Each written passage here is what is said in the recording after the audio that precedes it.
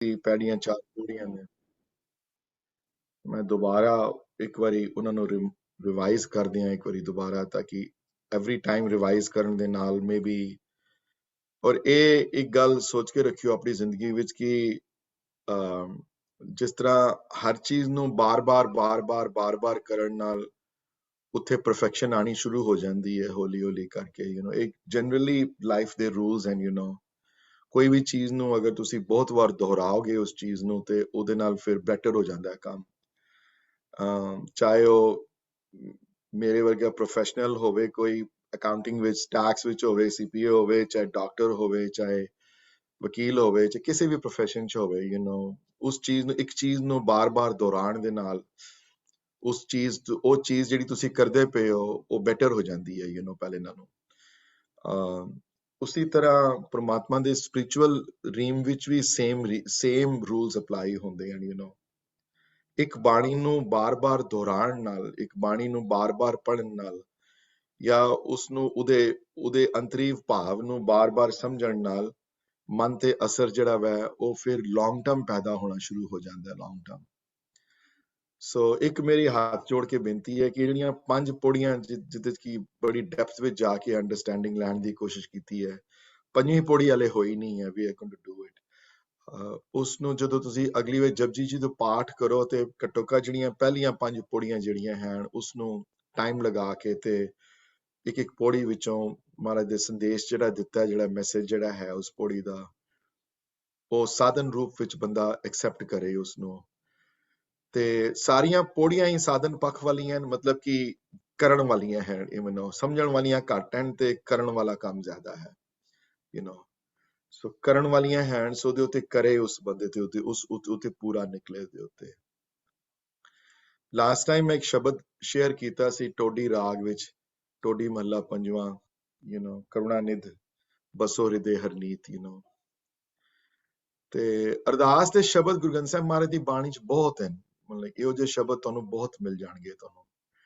ਇੱਕ ਸ਼ਬਦ ਮੈਂ ਇੱਕ ਹੋਰ ਸ਼ੇਅਰ ਕਰਨਾ ਹੈ ਗੁਰੂ ਨਾਨਕ ਸੱਚੇ ਪਾਤਸ਼ਾਹ ਦਾ ਤਿਲੰਗ ਰਾਗ ਵਿੱਚ। ਮੈਂ ਕਿਹਾ ਸੀ ਇੱਕ ਹੋਰ ਸ਼ਬਦ ਸ਼ੇਅਰ ਕਰਾਂਗਾ ਅੱਜ ਮੈਂ, ਤੇ ਮੈਂ ਸਿਖਾਣੀ ਹੈ ਤੁਹਾਨੂੰ ਅਰਦਾਸ ਕਿ ਗੁਰੂ ਕਿੰਜ ਅਰਦਾਸ। ਦੇਖੋ ਉਹ ਵੀ ਅਰਦਾਸ ਜਿਹੜੀ ਅੱਜ ਜਿਹੜੀ ਸ਼ੇਅਰ ਕਰਨੀ ਹੈ ਉਹ ਵੀ ਉਹਨਾਂ ਨੇ ਆਪਣੇ ਵਾਸਤੇ ਨਹੀਂ, ਆਪਣੇ ਵਾਸਤੇ ਲਿਖੀ ਹੈ, ਲੇਕਿਨ ਉਹ ਤੇ ਆਲਰੇਡੀ ਮਿਲਿਆ ਹੋਇਆ ਸੀ ਸਾਰਾ ਕੁਝ ਉਹਨਾਂ ਨੂੰ, ਸੋ ਉਹਨਾਂ ਨੂੰ ਲਿਖਣ ਦੀ ਕੋਈ ਲੋੜ ਨਹੀਂ ਸੀ, ਉਹਨੇ ਸਾਡੇ ਵਾਸਤੇ ਲਿਖ ਕੇ ਗਏ ਨੂੰ। ਇੱਕ ਗੱਲ ਯਾਦ ਰਹੇ ਕਿ ਨਾਮ ਦਾ ਦਾਨ, ਪ੍ਰੇਮਾ ਭਗਤੀ ਵਾਲਾ ਦਾਨ ਜਿਹੜਾ ਹੈ, ਉਹ ਪ੍ਰੇਮਾ ਭਗਤੀ ਵਾਲਾ ਜਿਹੜਾ ਦਾਨ ਜਿਹੜਾ ਹੈ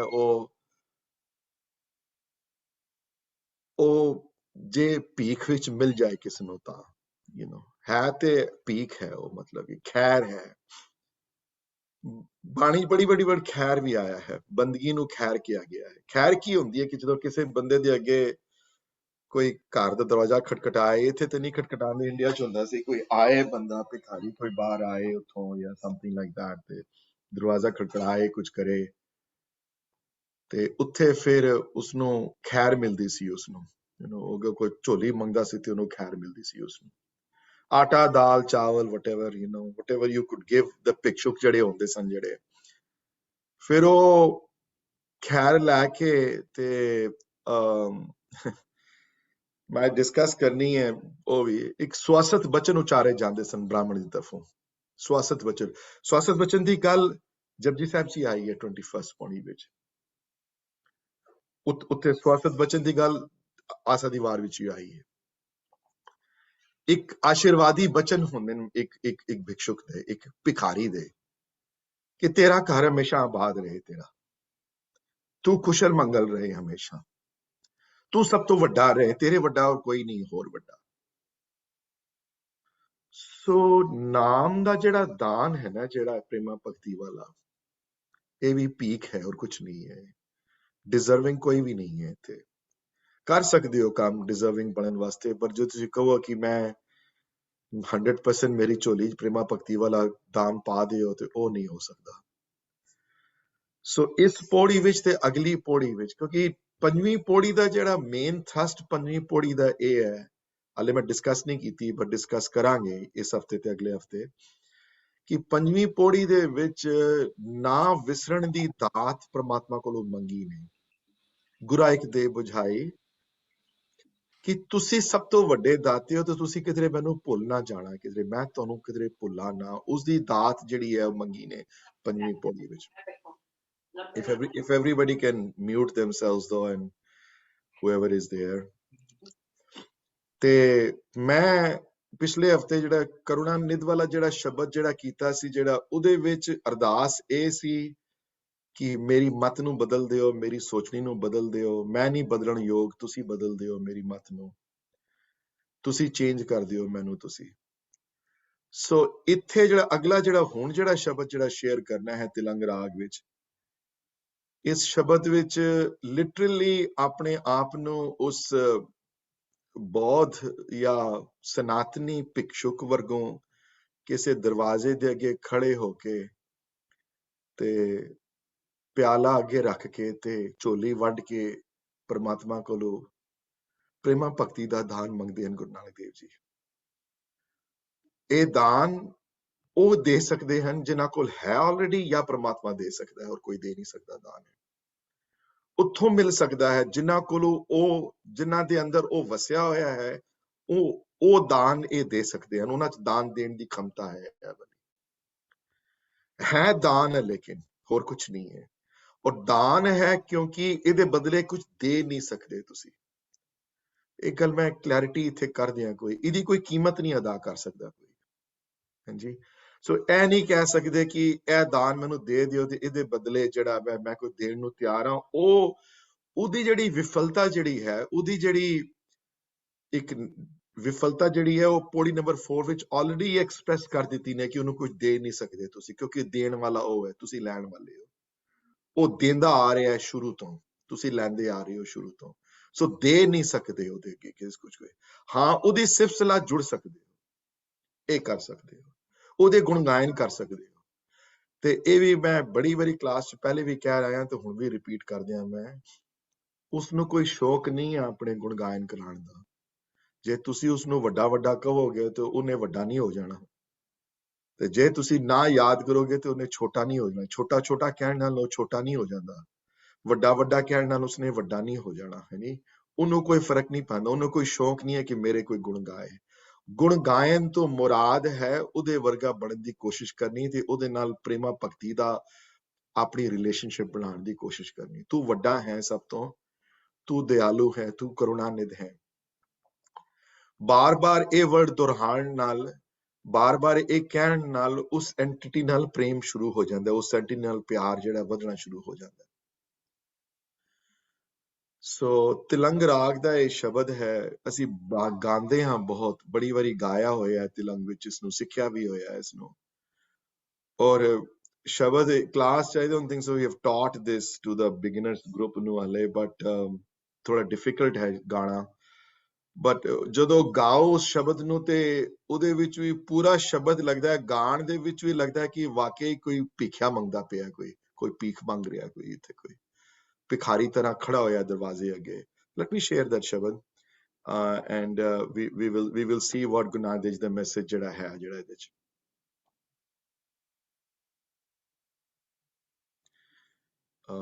I want to make sure कि if anybody can unmute themselves and tell me कि हाँ ये शब्द नजर आ रहा है तिलंग महला पहला कर दो जा।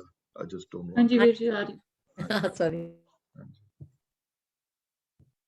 ਇਹ ਸ਼ਬਦ ਅਸੀਂ ਗਾਉਂਦੇ ਹਾਂ ਬਹੁਤ often we have sung this ਸ਼ਬਦ। ਪੇਜ ਅੰਗ 721 ਤੇ ਹੈ ਗੁਰੂ ਗ੍ਰੰਥ ਸਾਹਿਬ ਮਹਾਰਾਜ ਦੀ ਬਾਣੀ ਤੇ, ਰਾਗ ਤਿਲੰਗ ਵਿੱਚ ਹੈ, ਮਹਲਾ ਪਹਿਲਾ, ਗੁਰੂ ਨਾਨਕ ਸੱਚੇ ਪਾਤਸ਼ਾਹ ਦੀ ਬਾਣੀ ਵਿੱਚੋਂ ਸ਼ਬਦ ਹੈ। Tilang, just to give you a little bit about the ਰਾਗ, ਕਿਉਂਕਿ ਉੱਤੇ ਰਾਗ ਦਾ ਨਾਮ ਲਿਖਿਆ ਹੁੰਦਾ ਤੇ ਇਹ ਕਦੀ ਵੀ ਭੁੱਲ ਕੇ ਨਾ ਸੋਚ ਲੈਣਾ ਕਿ ਰੈਂਡਮਲੀ ਉੱਤੇ ਰਾਗਾ ਦੇ ਨਾਮ ਲਿਖੇ ਹੋਏ ਹਨ ਕਿਧਰੇ। ਹਾਂਜੀ, ਸ਼ਬਦ ਬਣ ਗਏ ਤੇ ਜਿੱਥੇ ਮਨ ਕੀਤਾ ਉਹਨਾਂ ਨੇ ਉੱਤੇ ਟੋਡੀ ਲਿਖ ਦਿੱਤਾ, ਜਿੱਥੇ ਮਨ ਕੀਤਾ ਉਹਨਾਂ ਨੇ ਸ਼੍ਰੀ ਲਿਖ ਦਿੱਤਾ, ਜਿੱਥੇ ਮਨ ਕੀਤਾ ਉਹਨਾਂ ਨੇ ਜੈਜਾਵੰਤੀ ਲਿਖ ਦਿੱਤਾ, ਜਿੱਥੇ ਮਨ ਕੀਤਾ ਆਸਾ ਲਿਖ ਦਿੱਤਾ। ਇਹ ਨਾ ਕਦੀ ਸੋਚਣਾ। ਹਾਂਜੀ, ਇਹ ਉਹ ਸੋਚ ਸਕਦੇ ਜਿਨ੍ਹਾਂ ਨੂੰ ਸੰਗੀਤ ਦੀ ਸੋਝੀ ਨਹੀਂ ਹਲੇ ਆਈ, ਤੇ ਜਿਨ੍ਹਾਂ ਨੂੰ ਸੰਗੀਤ ਦੀ ਥੋੜੀ ਬਹੁਤ ਸੋਝੀ ਹੈ ਉਹਨਾਂ ਨੂੰ ਪਤਾ ਇਸ ਗੱਲ ਦਾ ਕਿ ਰਾਗਾਂ ਦੇ ਨਾਂ ਉੱਥੇ ਬਹੁਤ ਉਹਨਾਂ ਨੇ ਸੋਚ ਵਿਚਾਰ ਕਰਕੇ ਉਸ ਸ਼ਬਦ ਦੇ ਭਾਵ ਜਿਹੜਾ ਹੈ, ਸ਼ਬਦ ਦਾ ਅੰਤਰੀਵ ਭਾਵ ਜਿਹੜਾ ਹੈ, ਤੇ ਉਸ ਰਾਗ ਦਾ ਜਿਹੜਾ ਅੰਤਰੀਵ ਜਿਹੜੇ ਇੱਕ ਇਮੋਸ਼ਨ ਹੈ ਉਸ ਰਾਗ ਦੀ ਆਪਣੀ, ਉਸ ਭਾਵ ਨਾਲ ਮਿਲਾ ਕੇ ਉਸ ਨੂੰ ਜੋੜਿਆ ਗਿਆ ਉਹਦੇ ਨਾਲ। ਤੇ ਉਸ ਭਾਵ ਦੇ ਬੜੇ ਰਾਗ ਇੱਕੋ ਕਿਸਮ ਦੇ ਹੋ ਸਕਦੇ ਹਨ। ਫॉर एग्जांपल ਇਹ ਨਹੀਂ ਵੀ ਤਿਲੰਗ ਦੇ ਭਾਵ ਦੇ ਸ਼ਬਦ ਦੂਸਰੇ ਰਾਗਾਂ 'ਚ ਨਹੀਂ ਹੈ ਕੋਈ, ਹਾਂਜੀ, ਜਾਂ ਆਸਾ ਦੇ ਜਿਹੜਾ ਭਾਵ ਉਪਜਦਾ ਹੈ ਉਹ ਦੂਸਰੇ ਰਾਗਾਂ 'ਚ ਨਹੀਂ ਉਪਜਦਾ। ਗਰੁੱਪਸ ਹਨ ਰਾਗਾਂ ਦੇ, ਮਾਰਨਿੰਗ ਵਾਲੇ, ਆਫਟਰਨੂਨ ਵਾਲੇ, ਈਵਨਿੰਗ ਵਾਲੇ, ਸੋ ਇਹ ਨਾ ਕਦੀ ਸੋਚਿਓ ਕਦੀ। ਸੋ ਤਿਲੰਗ ਜਿਹੜਾ ਰਾਗ ਜਿਹੜਾ ਹੈ ਇਹ ਭਗਤੀ ਰਸ ਵਾਲਾ ਰਾਗ ਹੈ। ਗਾਣ ਦਾ ਟਾਈਮ ਲੇਟ ਇਨ ਦੀ ਆਫਟਰਨੂਨ, अर्ਲੀ ਇਨ ਦੀ ਈਵਨਿੰਗ ਹੈ, ਸੂਰਜ ਡੁੱਬਿਆ ਨਹੀਂ ਹੈ ਹਾਲੇ। ਸੋ ਭਗਤੀ ਰਸ ਵਾਲਾ ਰਾਗ ਹੋਣ ਦੇ ਕਾਰਨ ਜਨਰਲੀ ਸਪੀਕਿੰਗ ਇਸ ਰਾਗ ਨੂੰ ਗਾਉਂਦੇ ਬਹੁਤਾ ਤੇਜ਼ ਨਹੀਂ ਗਾਉਂਦੇ। ਐਜ਼ ਅ ਪੁਰਾਤਨ ਰੀਤਾਂ ਜਿੰਨੀਆਂ ਤਿਲੰਗ ਦੀਆਂ ਅਸੀਂ ਸਿੱਖੀਆਂ ਹਨ ਜਿਹੜੀਆਂ, ਉਹ ਥੋੜੀਆਂ ਸਲੋ ਚੱਲਦੀਆਂ ਹਨ ਥੋੜੀਆਂ। ਤੇ ਇਸ ਰਾਗ ਵਿੱਚ ਤਾਕਤ ਹੈ ਭਗਤੀ ਰਸ ਦੀ। ਭਗਤ ਜਿਹੜੀ ਅਰਦਾਸ ਜਿਹੜੀ ਬਿੰਤੀ ਜਿਹੜੀ ਹੈ ਉਹ ਇਸ ਰਾਗ ਵਿੱਚ, ਉਹ ਇਸ ਮਿਊਜ਼ਿਕਲੀ ਇਸ ਭਾਵ ਨੂੰ ਪ੍ਰਗਟ ਕਰਦੀ ਹੈ ਉਸਨੂੰ। I'm going to skip the first 4 line। Tilang ਮਹੱਲਾ ਪਹਿਲਾ ਘਰ ਦੂਜਾ, ਇੱਕ ਓੰਕਾਰ ਸਤਿਗੁਰ ਪ੍ਰਸਾਦ। ਤੇ ਪਹਿਲੀਆਂ 4 ਲਾਈਨਾਂ ਮੈਂ ਰਹਾਉ ਦੀ ਪੰਕਤੀ ਪਹਿਲੇ ਡਿਸਕਸ ਕਰਨਾ ਚਾਹੁੰਦਾ। ਉਹ ਹੈ ਕਿ ਤੋ ਦਰਸ਼ਨ ਕੀ ਕਰੋ ਸਮਾਏ, ਮੈਂ ਦਰ ਮੰਗਤ ਭੀਖਿਆ ਪਾਏ। ਸਮਾਏ ਦਾ ਮਤਲਬ ਹੁੰਦਾ ਤਰਲੇ ਕਰਨੇ ਕਿਸੇ ਦੇ ਅੱਗੇ, ਕਿਸੇ ਦੇ ਅੱਗੇ ਯਾਚਨਾ ਕਰਨੀ, ਕਿਸੇ ਨੂੰ ਨਿਮਰਤਾ ਨਾਲ ਬਾਰ-ਬਾਰ ਉਸ ਚੀਜ਼ ਨੂੰ ਮੰਗਣਾ, ਉਹ ਸਮਾਏ ਹੈ। ਤੋ ਮਨੇ ਤੇਰੇ, ਕਰੋ ਮਨੇ ਮੈਂ ਕਰਾਂ, ਮੈਂ ਤੋ ਦਰਸ਼ਨ ਕੀ ਕਰੋ ਸਮਾਏ, ਮੈਂ ਤੇਰੇ ਦਰਸ਼ਨਾਂ ਦਾ ਅਭਿਲਾਸ਼ੀ ਹਾਂ। ਮੈਂ ਹੈ ਮੇਰੇ ਦਾਤਾ ਆਪਣਾ ਦਰਸ਼ਨ ਮੈਨੂੰ ਕਰਵਾਓ, ਮੈਂ ਤੇਰੇ ਤਰਲੇ ਕਰਦਾ ਹਾਂ ਤੇਰੇ ਅੱਗੇ ਕਿ ਮੇਰੀ ਅਰਦਾਸ ਸੁਣ ਲਓ ਤੁਸੀਂ। ਪ੍ਰੇਮਾ ਭਗਤੀ ਦਾ ਦਾਨ ਮੰਗਦੇ ਹਨ ਗੁਰੂ ਨਾਨਕ ਇੱਥੇ ਭਿਖਾਰੀ ਬਣ ਕੇ, ਕਿਉਂਕਿ ਮੈਨੂੰ ਪਤਾ ਹੈ ਕਿ ਇਹ ਦਾਨ ਭੀਖਿਆ ਰੂਪ ਵਿੱਚ ਮਿਲ ਸਕਦਾ ਹੈ। ਇਸ ਵਾਸਤੇ ਮੈਂ ਦਰ ਮੰਗਤ ਭੀਖਿਆ ਪਾਏ, ਮੈਂ ਤੇਰੇ ਦਰ ਤੇ ਆਇਆ ਹਾਂ, ਮੰਗਤਾ ਬਣ ਕੇ ਆਇਆ। ਮੈਂ ਦਰ ਮੰਗਤ ਭੀਖਿਆ, ਭੀਖ ਨੂੰ ਕਹਿੰਦੇ ਹਨ ਜਿਸ ਤਰ੍ਹਾਂ ਬੈਗਰ ਖੜਾ ਹੁੰਦਾ ਅੱਗੇ, ਇਹ ਮੇਰੇ ਝੋਲੀ ਵਿੱਚ ਦਰਸ਼ਨ ਕੀ ਸਮਾਏ ਵਾਲਾ ਦਾਨ ਮੇਰੀ ਝੋਲੀ ਚ ਪਾ ਦਿਓ ਤੁਸੀਂ। ਗੁਣ ਨਾ ਵਿਚਾਰੋ ਮੇਰਾ, ਡਿਜ਼ਰਵ ਕਰਦਾ ਕਿ ਨਹੀਂ ਕਰਦਾ ਉਹਦੇ ਉੱਤੇ ਫੋਕਸ ਨਾ ਕਰੋ ਤੁਸੀਂ। ਨਾਨਕ ਤੁਹਾਡੇ ਸਾਹਮਣੇ ਮੰਗਤਾ ਬਣ ਕੇ ਖੜਾ ਹੋਇਆ ਹੈ ਅੱਜ, ਤੇ ਇਹਨਾਂ ਦੀ ਦਰਸ਼ਨ ਦੀ ਜਿਹੜੀ ਮੇਰੀ ਅੰਦਰ ਇੱਛਾ ਜਿਹੜੀ ਹੈ, ਅਭਿਲਾਸ਼ਾ ਜਿਹੜੀ ਹੈ ਸਮਾਏ, ਇਹ ਤਰਲੇ ਜਿਹੜੇ ਹਨ ਇਹ ਮੇਰੇ ਤਰਲੇ ਪੂਰੇ ਕਰ ਦਿਓ। ਮੇਰੀ ਗੱਲ ਸੁਣ ਲਵੋ, ਮੈਨੂੰ ਇਹ ਦਾਨ ਦੇ ਦਿਓ ਤੁਸੀਂ, ਇਹ ਭੀਖਿਆ ਮੇਰੀ ਝੋਲੀ ਚ ਪਾ ਦਿਓ ਤੁਸੀਂ। ਤੇ ਪਹਿਲੇ ਆਪਣੇ ਆਪ ਨੂੰ ਉਸ ਭਿਕਸ਼ੁਕ ਦੀ ਕੰਪੈਰੀਜ਼ਨ ਕੀਤਾ ਨੇ ਆਪਣੀ ਭਿਕਸ਼ੁਕ ਨਾਲ, ਉਸ ਭਿਖਾਰੀ ਨਾਲ। ਤੇ ਇੱਕ ਜਨਰਲੀ ਮੈਂ ਡਿਸਕ੍ਰਿਪਸ਼ਨ ਦੇ ਦਿਆਂ, ਤੇ ਜਿਹੜੇ ਯੋਗੀ ਜਿਹੜੇ ਸਨ, ਜਿਹੜੇ ਇਹ ਭੰਗ ਪੀਣ ਦੀ, ਉਹਨਾਂ ਦੀ ਭੰਗ ਪੀਂਦੇ ਸਨ ਉਹ ਲੋਕ, ਤੇ ਪੀ ਕੇ ਮਸਤ ਹੋ ਜਾਂਦੇ ਸਨ। ਗੁਰਮਤ ਨੇ ਪ੍ਰਵਾਨ ਨਹੀਂ ਕੀਤੀਆਂ ਚੀਜ਼ਾਂ ਇਹ, ਪਰ ਉਹ ਕਰਦੇ ਸਨ। ਤੇ ਗੁੱਥੀ ਹੁੰਦੀ ਸੀ ਖਲੜੀ ਉਹਨਾਂ ਕੋਲ ਇੱਕ ਜੀ, ਜਿਹਦੇ ਚੋਂ ਭੰਗ ਜੀ ਜਿਹੜੀ ਰੱਖਦੇ ਸਨ, ਜਿਹਦੇ ਚੋਂ ਤੇ ਮਸਤ ਹੁੰਦੇ ਸਨ। ਸਾਧੂ ਸਨ, ਸਾਧੂ ਰੂਪ ਵਿੱਚ ਸਨ। ਗੁਰਮਤ ਦੀਆਂ ਚੀਜ਼ਾਂ ਪ੍ਰਵਾਨ ਨਹੀਂ ਕੀਤੀਆਂ, ਬਟ ਐਗਜ਼ਾਮਪਲ ਦੇ ਤੌਰ ਦੇ ਉੱਤੇ ਗੁਰੂ ਨਾਨਕ ਸੱਚੇ ਪਾਤਸ਼ਾਹ ਨੇ ਸ਼ਬਦ ਵਿੱਚ ਉਸ ਨੂੰ ਚੀਜ਼ ਨੂੰ ਲਿੱਤਾ ਹੈ ਕਿ ਭਉ ਤੇਰਾ ਭਾਂਗ ਖਲੜੀ ਮੇਰਾ ਚੀਤ। ਭਉ ਪ੍ਰਮਾਤਮਾ ਦਾ ਡਰ ਜਾਂ ਪ੍ਰਮਾਤਮਾ ਦਾ ਅਦਬ, ਜਾਂ ਉਹ ਜਿਹੜਾ ਹਜ਼ੂਰੀ ਜਿਹੜਾ ਭਾਵ ਜਿਹੜਾ ਹੈ ਭਉ ਵਾਲਾ, ਜਾਂ ਇੱਥੇ ਭਉ ਕਈਆਂ ਨੇ ਪਿਆਰ ਵੀ ਲਿੱਤਾ ਹੈ, ਕਈਆਂ ਨੇ ਪ੍ਰੇਮ ਵੀ ਲਿੱਤਾ ਹੈ। ਜਿਸ ਤਰ੍ਹਾਂ ਭਾਂਗ ਉਹ ਪੀਂਦੇ ਹਨ ਤੇ ਪੜ ਕੇ ਮਸਤ ਹੋ ਜਾਂਦੇ ਹਨ, ਇਹ ਮੇਰੇ ਵਾਸਤੇ ਭਾਂਗ ਜਿਹੜਾ ਵੈ ਤੇਰਾ ਭਉ ਹੈ, ਤੇਰਾ ਪਿਆਰ ਹੈ, ਜਾਂ ਤੇਰਾ ਡਿਸਪਲਿਨ ਹੈ, ਤੇਰਾ ਡਰ ਹੈ, ਤੇਰੀ ਹਜ਼ੂਰੀ ਹੈ। ਤੇ ਜਿਸ ਤਰ੍ਹਾਂ ਉਹਨਾਂ ਨੇ ਭਾਂਗ ਨੂੰ ਖਲੜੀ ਵਿੱਚ ਰੱਖਿਆ ਹੁੰਦਾ ਹੈ, ਉਸੇ ਤਰ੍ਹਾਂ ਮੈਂ ਆਪਣੇ ਚੀਤ ਵਿੱਚ ਉਸ ਭਾਉ ਨੂੰ ਰੱਖਿਆ, ਉਸ ਪਿਆਰ ਨੂੰ ਰੱਖਿਆ ਹੋਇਆ। ਤੇ ਮੈਂ ਤੇ ਸ਼ੁਰੂ ਤੋਂ ਤੇਰਾ دیਵਾਨਾ ਹਾਂ, ਸ਼ੁਰੂ ਤੋਂ ਤੇਰਾ ਆਸ਼ਿਕ ਹਾਂ ਮੈਂ ਤੇਰਾ। ਮੈਂ دیਵਾਨਾ ਪਿਆ ਅਤੀਤ, ਮੈਂ ਤੇ ਕਿਤਨੇ ਚਿਰਾਂ ਤੋਂ ਤੈਨੂੰ ਢੂੰਡਦਾ ਪਿਆ। मैं ते कितने चिरां तो तेनू देखण दी कोशिश करदा पिया, मैं ते जन्मां जन्मां तो लग्या होया तेरे नाल मिलण वास्ते। हे मेरे दाता, पौ तेरा भांग खलड़ी मेरा चीत, मैं दीवाना पया अतीत। हुण ते ਇਹ ਹਾਲਤ ਹੈ ਕਿ ਕਰ ਕਾਸਾ ਦਰਸ਼ਨ ਕੀ ਭੂਖ। ਕਰ ਹੱਥਾਂ ਨੂੰ ਕਹਿੰਦੇ ਹਨ, ਕਾਸਾ ਕਹਿੰਦੇ ਹਨ ਪਿਆਲੇ ਨੂੰ। ਤੇ ਜਿਸ ਤਰ੍ਹਾਂ ਭਿਕਸ਼ੁਕ ਪਿਆਲਾ ਰੱਖਦਾ ਹੈ ਸਾਹਮਣੇ ਕੁਝ ਪਾਣ ਵਾਸਤੇ, ਪਾ ਦਿਓ। ਨਾਨਕ ਵੀ ਭਿਖਾਰੀ ਬਣ ਕੇ ਤੁਹਾਡੇ ਸਾਹਮਣੇ ਖੜਾ ਹੋਇਆ ਹੈ, ਆਪਣੇ ਹੱਥ ਜੋੜ ਕੇ। ਉਸ ਪਿਆਲੇ ਵਿੱਚ, ਉਸ ਪਿਆਲੇ ਰੂਪੀ ਹੱਥ ਵਿੱਚ ਦਰਸ਼ਨਾਂ ਦੀ ਭੁੱਖ ਬਹੁਤ ਵੱਡੀ ਹੈ ਨਾਨਕ ਦੇ ਅੰਦਰ।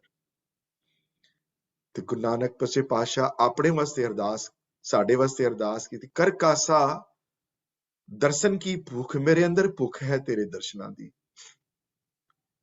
ਤੇ ਨਾਨਕ ਤੇ ਉਹ ਕਹਿੰਦੇ ਹਨ, ਮੈਂ ਦਰ ਮੰਗੋ ਨੀਤਾ ਨੀਤ, ਮੈਂ ਤੇ ਕਿਤਨੇ ਰੋਜ਼ ਹਰ ਪਲ ਇਸ ਦਰਸ਼ਨਾਂ ਦੀ ਭੁੱਖ ਨੂੰ ਤੁਹਾਡੇ ਅੱਗੇ ਰੱਖਿਆ ਹੋਇਆ ਹੈ।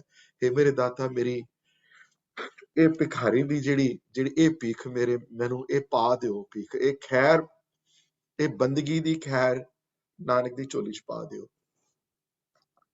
ਕਿਉਂਕਿ ਮੈਂ ਤੇ ਬਹੁਤ ਦੇਰ ਦਾ دیਵਾਨਾ ਹਾਂ ਤੁਹਾਡੇ, ਮੈਂ دیਵਾਨਾ ਪਿਆ ਅਤੀਤ ਹਾਂ। ਕਰ ਕਾਸਾ ਦਰਸ਼ਨ ਕੀ ਭੂਖ ਹੈ, ਮੈਂ ਦਰ ਮੰਗੋ ਨੀਤਾ ਨੀਤ, ਮੈਂ ਤੇ ਕਿਤਨੇ ਦਿਨਾਂ ਤੋਂ, ਕਿਤਨੇ ਚਿਰਾਂ ਤੋਂ ਤੁਹਾਡੇ ਦਰਸ਼ਨਾਂ ਦਾ ਅਭਿਲਾਸ਼ੀ ਹਾਂ। ਤੇ ਇਸ ਦਰ ਦੇ ਉੱਤੇ, ਇਸ ਦਰ ਦੇ ਉੱਤੇ ਗੁਰੂ ਨਾਨਕ ਸੱਚੇ ਪਾਤਸ਼ਾਹ ਕਹਿੰਦੇ ਹਨ, ਇਹ ਮੈਨੂੰ, ਇਹ ਭੀਖ ਹੈ ਮੇਰੀ, ਪੂਰੀ ਕਰ ਦਿਓ, ਮੈਨੂੰ ਇਹ ਭੀਖ ਦੇ ਦਿਓ। ਤੇ ਦੇਖੋ ਅਗਲੀਆਂ ਪੌੜੀਆਂ ਤੇ ਮੈਂ ਹੈਰਾਨ ਹੋ ਜਾਂਦਾ ਕਿ ਅਗਲੀਆਂ ਲਾਈਨਾਂ ਦੇ ਉੱਤੇ कितनी डीप और मैच्योर थॉट प्रोसेस है इस बाणी दी। ना समझने के कारण एक्चुअली साडा बहुत वड्डा नुकसान होंदा है व्हेन ਜਦੋਂ ਅੰਡਰਸਟੈਂਡਿੰਗ ਪ੍ਰੋਪਰ ਨਾ ਹੋਵੇ। ਦੇਖੋ ਦੋਨੋਂ ਚੀਜ਼ਾਂ ਦਾ ਮੇਲ ਕਿਤਨਾ ਜ਼ਬਰਦਸਤ ਹੈ। ਇੱਕ ਅੰਡਰਸਟੈਂਡਿੰਗ ਹੋਵੇ ਅਗਰ, ਤੇ ਫਿਰ ਉਸ ਨੂੰ ਗਾਣ ਦਾ ਤਰੀਕਾ ਪਤਾ ਹੋਵੇ, ਕਿਉਂਕਿ ਉਹ ਇਮੋਸ਼ਨ ਉਭਰੇ ਉਹਦੇ ਵਿੱਚੋਂ, ਤੇ ਫਿਰ ਉਹਦਾ ਅਸਰ ਜਿਹੜਾ ਵਾ ਉਹ ਫਿਰ ਅਨਪੈਰਲਲਡ ਅਸਰ ਪੈਂਦਾ ਉਹਦਾ। केसर कुसुम मृग में हरणा, केसर कुसुम मृग में हरणा, सरब शरीरी चरणा, ते चंदन भगता जोत इन्हें ही सरबे परमल करना। चार चीजां दा नाम लिता ने, केसर, कुसुम, मृग में ते हरणा। केसर कहंदे हन केसर नूं, सैफरन नूं। ਤੇ ਇਹ ਚਾਰ ਚੀਜ਼ਾਂ ਦੇ ਕਿਹੜੀਆਂ ਚਾਰ ਚੀਜ਼ਾਂ, ਜਿਹੜੀਆਂ ਚਾਰ ਚੀਜ਼ਾਂ ਸਾਰੇ ਆਪਣੇ ਸਰੀਰ ਤੇ ਲਗਾਉਂਦੇ ਹਨ। ਸਰਬ ਸਰੀਰੀ ਚੜ੍ਹਨਾ ਮਨੇ ਇਹ ਸਰੀਰ ਤੇ ਲਗਾਈਆਂ ਜਾਂਦੀਆਂ ਹਨ। ਕੇਸਰ ਦਾ ਟਿੱਕਾ ਲਗਾਇਆ ਜਾਂਦਾ ਹੈ, ਕੇਸਰ ਸਰੀਰ ਤੇ ਚੜ੍ਹਦਾ ਹੈ।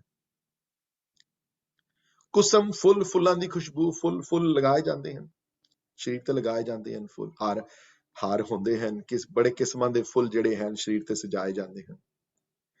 ਮ੍ਰਿਗਮੈ, ਕਸਤੂਰੀ ਜਿਹੜੀ ਮ੍ਰਿਗ ਤੋਂ ਆਉਂਦੀ ਹੈ, ਉਹਦੇ ਵਿੱਚ ਖੁਸ਼ਬੂ ਹੁੰਦੀ ਹੈ, ਬੜੀ ਖੁਸ਼ਬੂਆਂ ਲਗਾਈਆਂ ਜਾਂਦੀਆਂ ਹਨ। ਤੇ ਹਰਣਾ ਮਨੇ ਸੋਨਾ, ਗਹਿਣੇ, ਸਰੀਰ ਤੇ ਸੋਹਣੇ ਲੱਗਦੇ ਹਨ ਸਾਰੇ।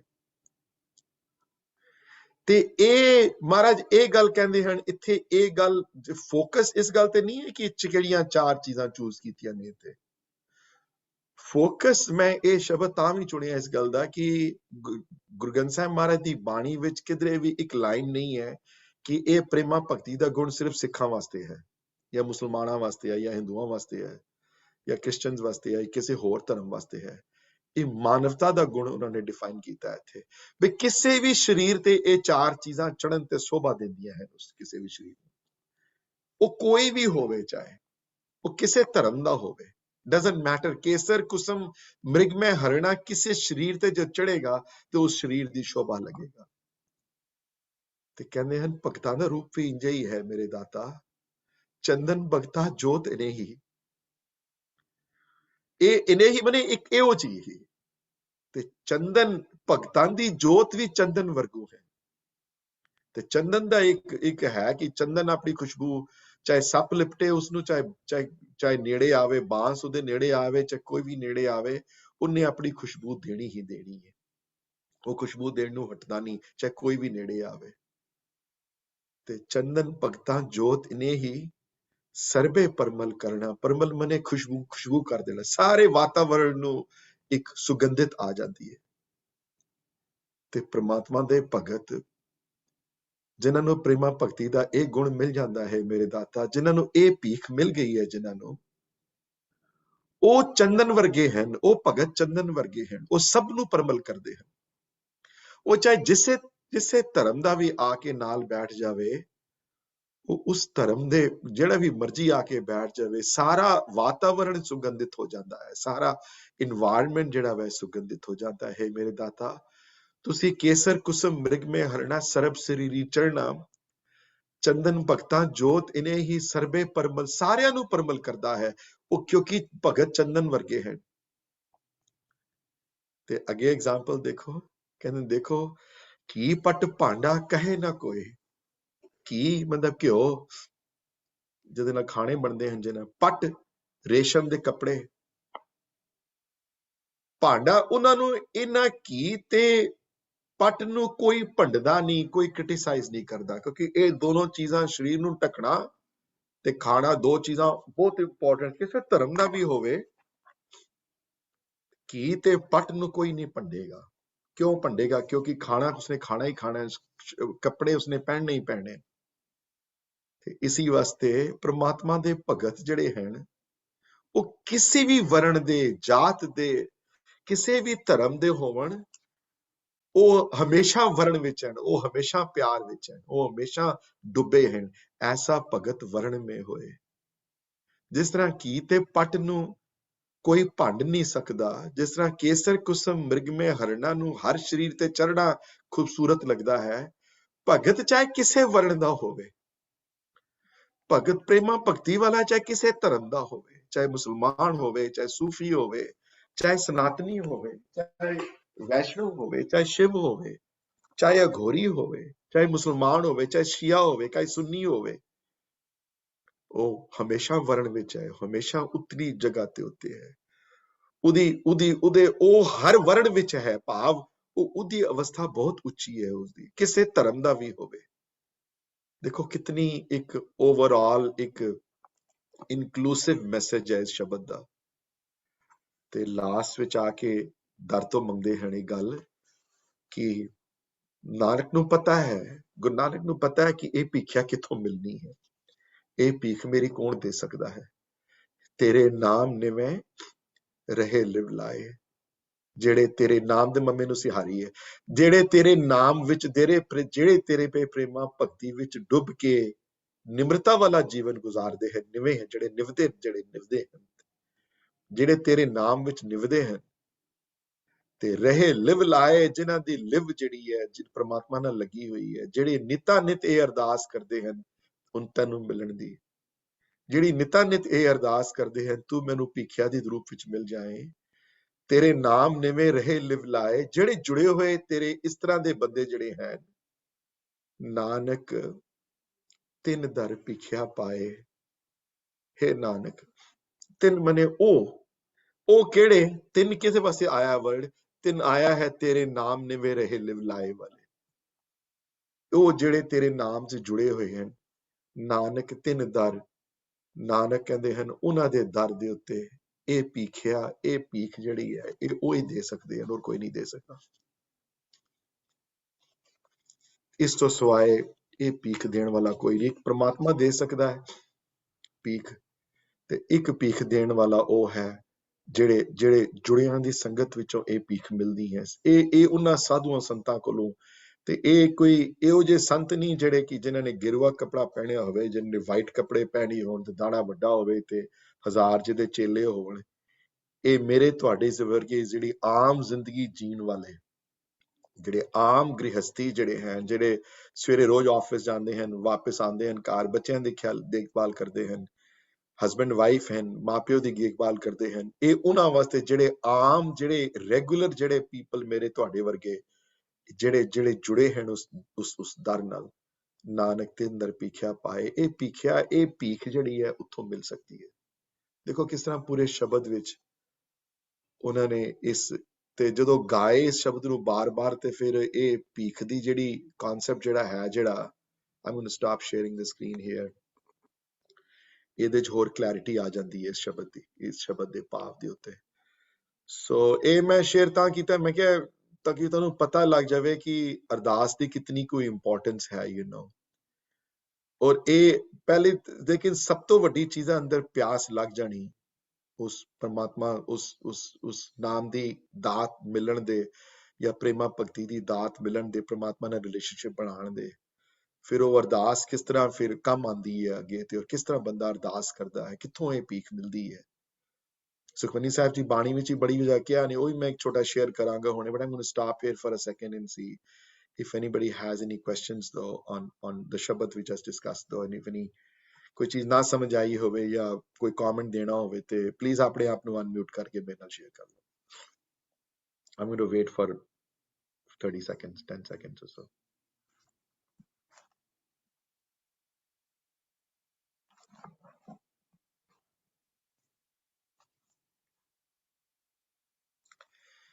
ਕੋਈ ਕਮੈਂਟ ਨਹੀਂ ਹੈ that's good so Sukhmani Sahib ਦੀ ਬਾਣੀ ਵਿੱਚ ਵੀ ਇੱਕ ਅਸ਼ਪਦੀ ਪੂਰੀ ਡਿਵੋਟਡ ਹੈ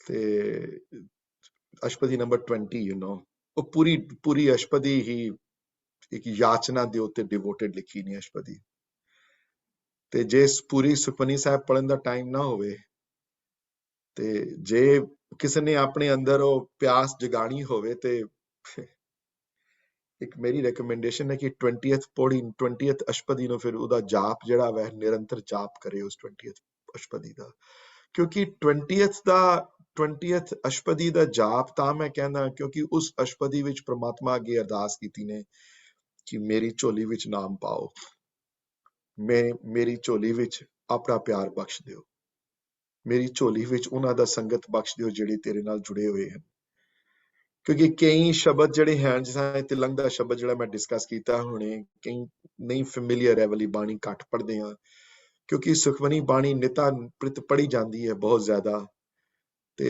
let me discuss that also just the first few lines ਕਿ ਤੁਹਾਨੂੰ ਅੰਦਾਜ਼ਾ ਲੱਗ ਜਾਏਗਾ ਵੀ ਕਿਸ ਗੱਲ ਤੇ ਕਿੱਥੋਂ ਕਿਸ ਤਰ੍ਹਾਂ ਕਰਦੇ ਪਏ ਤੇ I am going to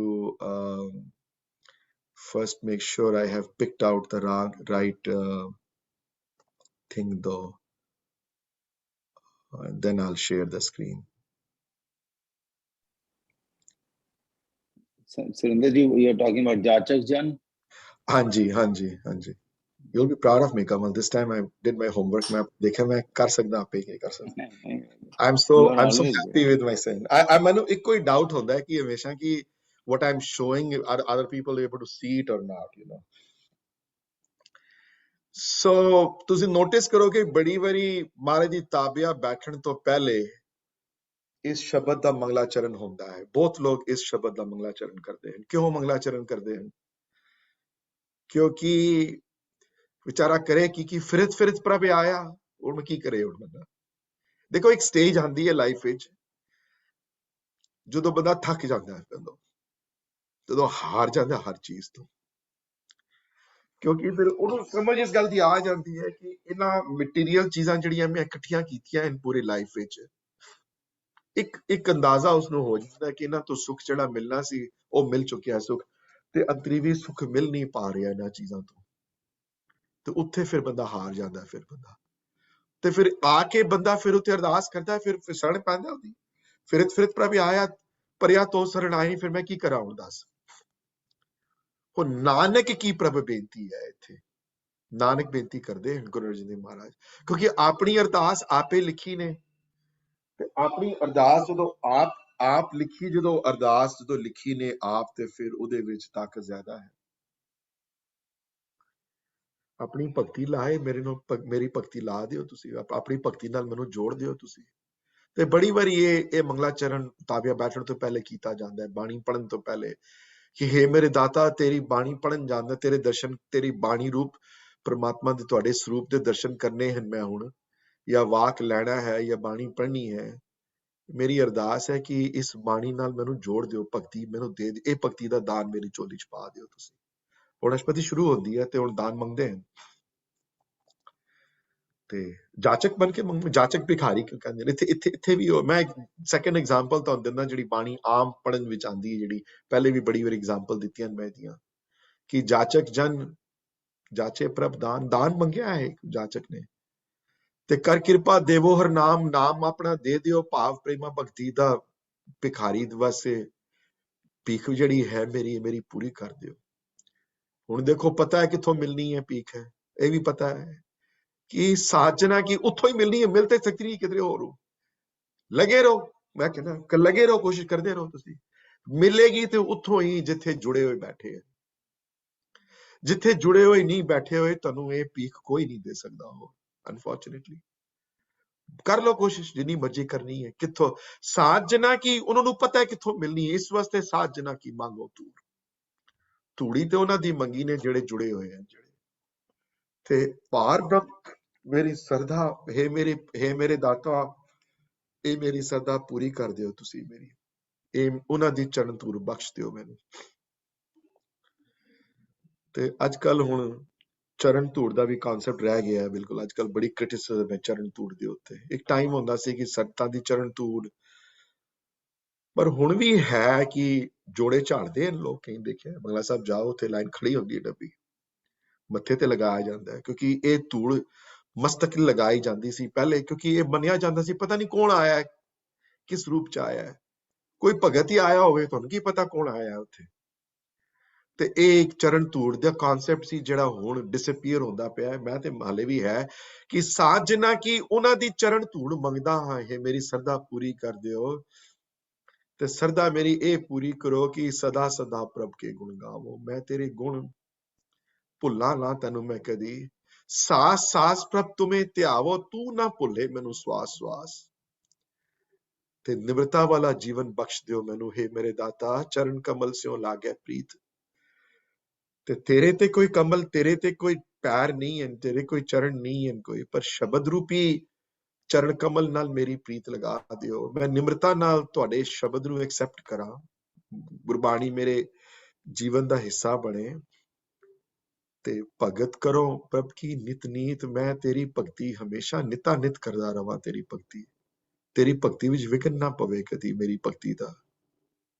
ਤੇ ਏਕ ਓਟ ਏਕੋ ਆਧਾਰ, ਤੇ ਨਾਨਕ ਮੰਗੇ ਨਾਮ ਪ੍ਰਭ ਸਾਰ। ਇੱਕੋ ਹੀ ਓਟ ਤੇ ਇੱਕੋ ਹੀ ਆਧਾਰ ਮੇਰਾ ਜ਼ਿੰਦਗੀ ਦਾ ਬਣ ਜਾਵੇ। ਤੇ ਬੜੀ ਜਗ੍ਹਾ ਸੁਖਮਨੀ ਚ ਬਹੁਤ ਘੱਟ ਜਗ੍ਹਾ ਤੁਹਾਨੂੰ ਨਾਨਕ ਦੇ ਕੱਕੇ ਨੂੰ ਔਕੜ ਮਿਲੇਗਾ। Not too many times you will find it. I can give an homework and see how many times you can find that. You'll not find maybe 3 or 4 instances you will find though.